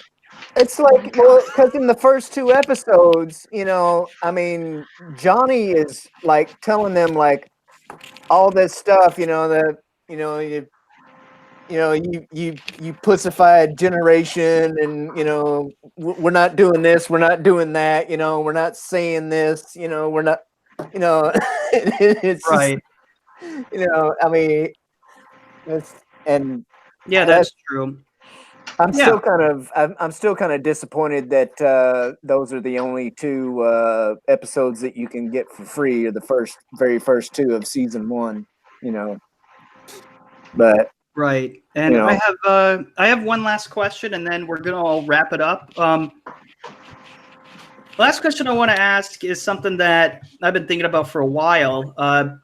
But what do you all think is the most underrated Star Wars film, the most overlooked one? And we'll start with the surprisingly feminine Jeremy. Miss. Oh no. I don't know. I mean, I really liked Rogue One, and I feel there's an even amount of people who are like, "Oh, that movie wasn't very good," and some people who absolutely love it. And I think what they did with it was really nice, and it was at least what the sequel trilogy should have tried to have been, a Star Wars film. I felt it was the most Star Wars film that we had gotten. And I think the people who don't like it, I think that I don't know, maybe they're being a bit nitpicky, or I don't know why they don't like it. I don't like it because I'm not invested in the new characters, and the only things that I do like, while I liked what he was trying to do, Gareth Edwards, I only liked the Darth Vader scenes and just what he did with the old stuff. That's why I didn't like it. I didn't care about the new characters. All of them, spoiler alert, they all die, so it doesn't matter. That's why I don't like it. And I was bored. I was bored to tears. Okay, but I would say Rogue One gave like one of the best scenes in Star Wars history. That Vader hallway scene is like exactly what you wanted to see from Vader. Good. And to think that was a reshoot. That was an afterthought. As long as it's in the movie, I'll happily take it. Absolutely. I don't know. I just thought it was just a story. I didn't mind that they didn't do anything with the characters, that they died. I think it was just a small story to sort of fit in within all the other ones. I think what she's saying is it still felt like Star Wars. Yeah. Yeah. And how about you, Thug Life? What do you think is the most underrated? I'm really torn between the Christmas special and the episode of Sesame Street with Luke Skywalker on it. Wait, there was a Sesame Street episode? There's an episode of Sesame Street with Luke Skywalker. Sesame Street. Wait, no, I heard that there. No, I've seen the Muppet Show one. Is that what you're talking about? It might have been the Muppet Show. I don't know. Was it with Kermit? Then it probably was. I don't know. I can't remember. All I know is the history with Frank Oz starts early. That's probably where they said, like, "Hey, do you want to be in the next movie?" But I actually think episode 6 is the most underrated one. It's actually really, really good, and people would just overlook it because episode 5 was so much better, in their opinions. And actually, I think 6 was better. Actually, episode 6 is where the big emotional payoff happens, but it's more. But the emotional payoff is amplified by like 100 because of the prequels. Once you get once you get through the prequels, and you know exactly how Anakin's whole story arc went, well, by the time you get to Return of the Jedi, everything from the prequel now is. So it's like a specter hovering the entire movie, and how Luke tells his father, "There's good in you. Let go of the hate," because in your head, you're in Anakin's head, and you see exactly why he's so conflicted. He literally went to the dark side to save his wife and his child, and then the fact of finding out through the Force that Luke is his actual son, that his living, breathing son. That means Darth Sidious lied to him from the very beginning, because he told him, in your anger, you killed your wife on Mustafar. And that was a lie, because if that's his son, then his wife, Padme, was alive long enough to give birth. And that literally killed him. He spent all of those years wallowing in his self-pity, his misery, his hate, his failures, all to see that his son was a living, breathing example of what he should have been. and it was killing him. And by the time you got to the fight where Luke just lost control because Anakin was still fighting, just still trying to cling on to anything in the dark side that he could use to his advantage. And the fact that you, Leia, your own child, set Luke off, and all of that just was a culmination of, and the music itself gives more credence to the entire 5 movies that came before it. That's deep. When you look at the Return of the Jedi, it's even more deeper on a very spiritual, humanistic level, that you know that you got not 2 movies, but 5 other movies that's now paying off behind that one scene. That's why it's so powerful when Luke said, "I'll never turn to the dark side. You failed. I am a Jedi like my father before me." Darth City was pissed because he didn't even have half the training that Anakin had, and he was still able to resist the way that Anakin did not. But then he killed his nephew. Oh, Yeah. sorry. That was about to say it all pays off so well in the best movie, which is episode 8. Yes, yeah. Thank you. Oh my God! And there's nothing wrong with failing, but at the same time, this. No, he just disappeared, and his cape is gone like a stray pube in the wind. What the? I'm not gonna kill my evil father in combat, but my innocent nephew in cold blood. Sure. Yeah, because his is. Oh my. Why not? Oh my God! But it was only for a second. You only thought about it for a second, guys. That's okay. I honestly think Rian Johnson was like, "Hey, I know. We're going to take Star Wars and we're going to combine it with an episode of The Twilight Zone." Birthday expectations, baby. Exactly. I think Rian Johnson made The Last Jedi while trying to read a bunch of theories out of a media textbook. Like, oh, that will make me look smart. That'll make me look smart. Lord, I keep thinking about what was that movie? It's just like that was Godfather Part 2. It's like, I'm smart. I can do things. Yeah, I know, right? Yeah, pretty much that whole movie was Fredo. Oh God! Right, Rian Johnson just sitting there like, I'm cleverer than you are. So Mark Hamill just shook his head like, you know what? I'm contractually obligated to squeeze these titties, so I'm just gonna keep squeezing these titties and get my money. That's it.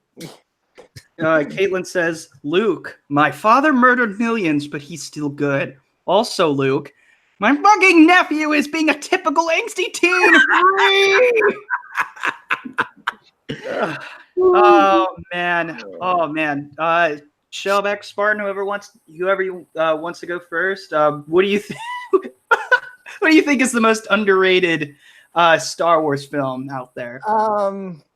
Well, I mean, one of mine has already been, stated. Oh, that's okay. I mean, you can come up with different reasons. Return of the Jedi, but and everybody's like Empire. But the thing is, you got to think, it was a trilogy, right? And the Empire is the middle. It's like a damn mountain. It's like climbing a mountain. And like any adventure, or book, whatever you want to say, you get to the peak, and that's what Empire was. Everything was building up, and then So I mean, it was great, but I mean, I'm like Abu said, the payoff was, in Return of the Jedi, and at the celebration, after everything was over, but I mean, and you can call it a guilty pleasure, a cult classic, whatever, but one of the two that are like near and dear to my heart are the Ewok movies. I mean, I'm sorry. When I was a kid, and the Ewok movies came out, that was the shit. You know what? That's totally fine, man. You know what? If you like them, I mean, they were made for you. in the 80s, like for your demographic. So I mean, I wouldn't be embarrassed by that at all. I actually haven't seen the Ewok movie. I mean, I might give it a try, but those are films that I have yet to see. But I'm not opposed to it because I heard at least one of them was really good. But yeah, Spartan Jeremy. Oh wait, sorry. Go ahead. The Ewok movies give you like Force magic before the Night Sisters were even thought of. So I'm just throwing that out there. Yeah, like see, even the not so like well received films like still added to the lore. Like even the holiday special added something. Boba Fett, like it's just ridiculous. Spartan Jeremy. Well, actually, you just set up the stage perfect for me because that sort of setting up doing a lot of work to set up the world and the situation that the galaxy found itself in, as well as giving you a deeper understanding of the characters. I would pick Attack of the Clones. Really? That is a hot take. Why is that? I must know. What? I mean, like I haven't heard that one before, so that's why I said it like that. Right.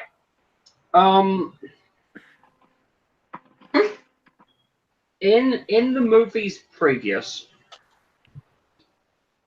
the story was to a degree very small and contained. You had that obviously. Star Wars, the original, was a very self-contained story because there wasn't intended to be a sequel to it. While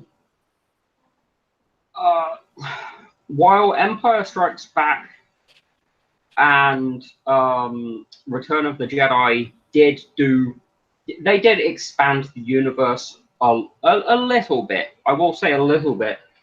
They didn't really give the sort of galactic scope to things that we might that we found in, for example, Attack of the Clones. With Phantom Menace again, Phantom Menace, while it did a nice job, I think, of giving us a deeper understanding to some of the characters. It did a nice job of setting up Anakin's relationship to his mother, which was then ultimately paid off in such a tragic way in Attack of the Clones, which is sort of one of the points I'm making. It still didn't do a lot to really expand the universe. That's what I feel Attack of the Clones did really well. Obviously, the clone troopers, I personally prefer clone troopers a lot more to stormtroopers because they were actually good at their job. So there is that aspect of it as well. But I think just the way it contributed to the greater universe and the characters that we'd known, that we'd met and learned about a little bit previously to that, it did expand upon their characters quite a lot. And don't forget, Attack of the Clones has the best line in Star Wars history. Which one's that? Oh, I think I know what I it don't is. like sand. I don't like Oh. I don't like Oh, sand. I don't think I would have went with that. I would have gone with, do you want to buy some death sticks? You don't want to sell me death sticks. You want to go home and rethink your life. Nerd. Yeah. No, that's not even the best Obi-Wan line. The best Obi-Wan line is from episode 3. Hello there. Hello there. No, I have the high ground. It's over, Anakin. I have the high ground. I thought that was really like a cool scene. Like when you watch that again, how powerful that scene is when he's saying, "I loved you." It's actually really like emotional.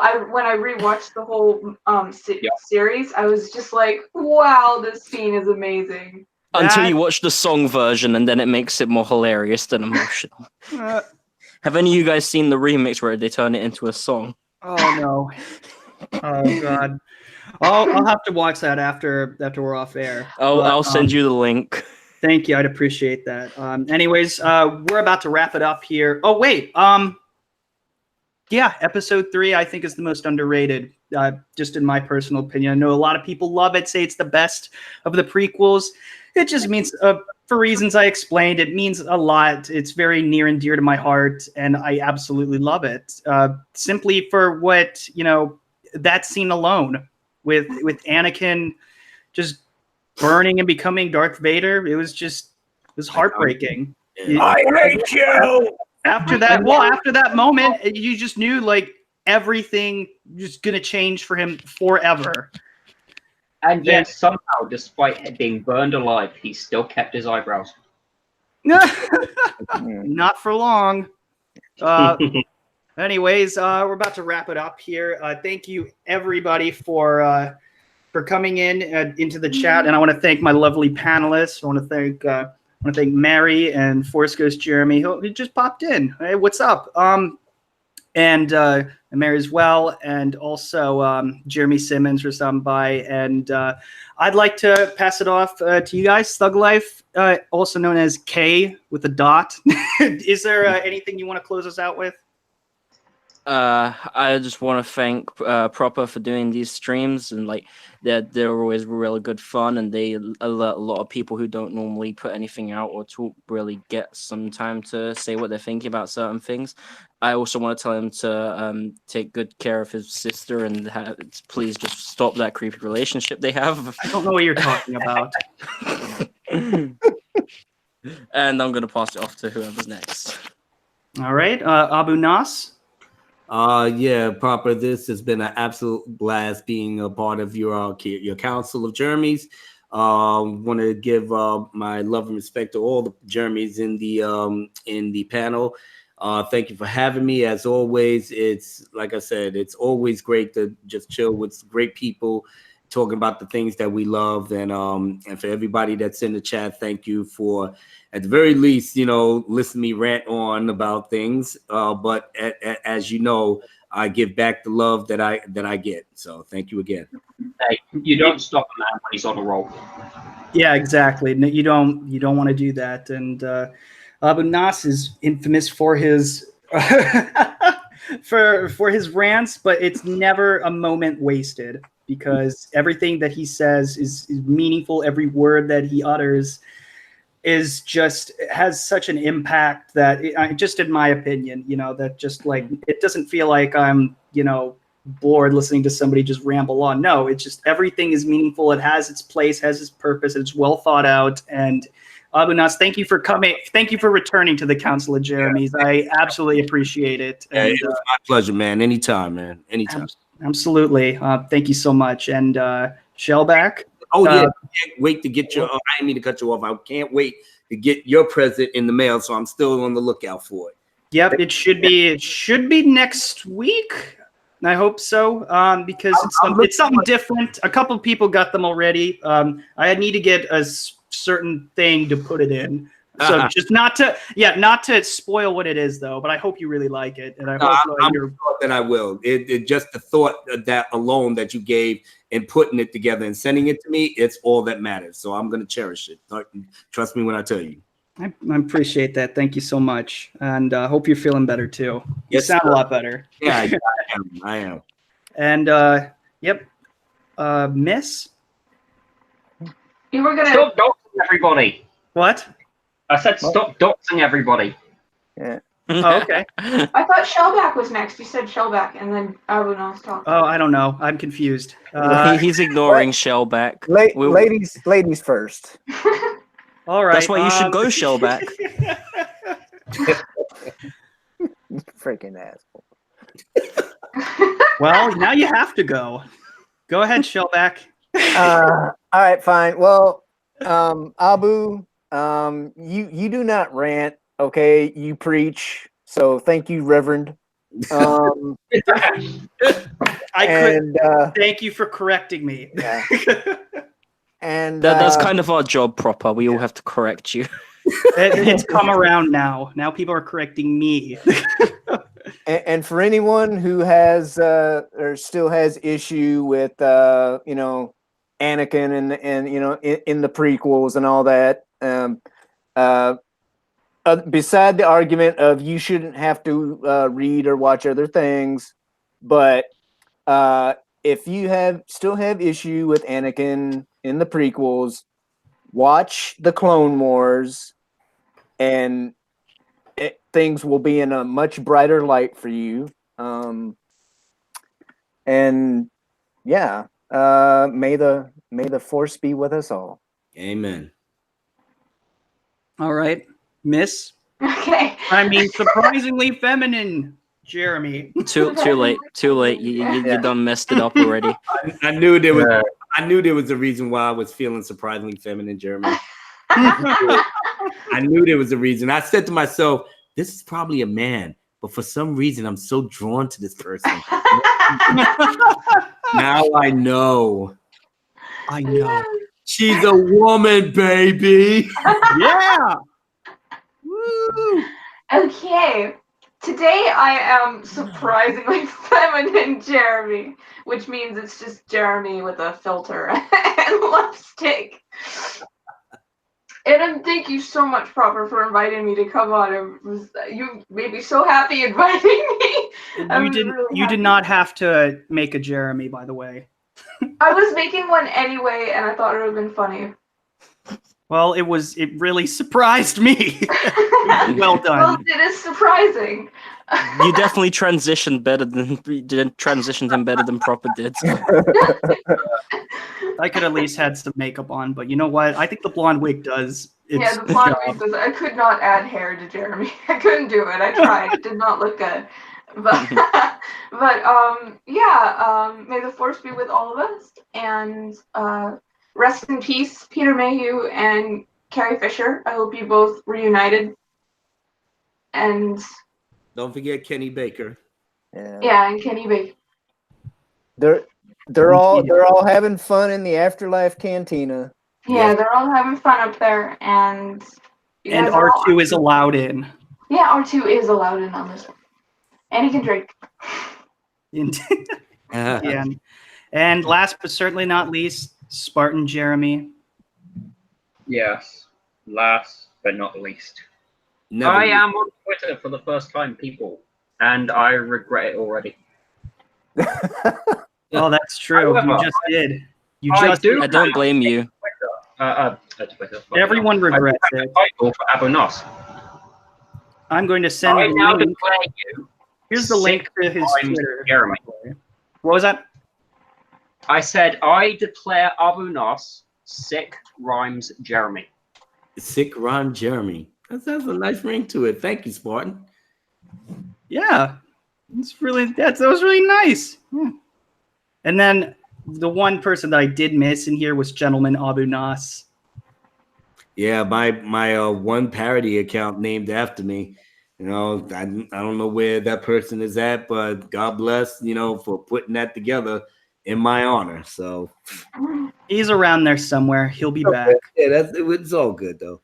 Anyways, I'd just like to thank everybody for joining me and in the chat and in the panel. I really do appreciate it. I just found out that I will be on Nerdrotic's channel later tonight, and I'm very much looking forward to that. I don't know why, but he asked, and that's where you can find me. And I was really excited to talk about it now that it's all over. But anyways, everyone, thank you so much for joining us for that time of the month once again. And as always, my name is Proper Jeremy, and I am sorry.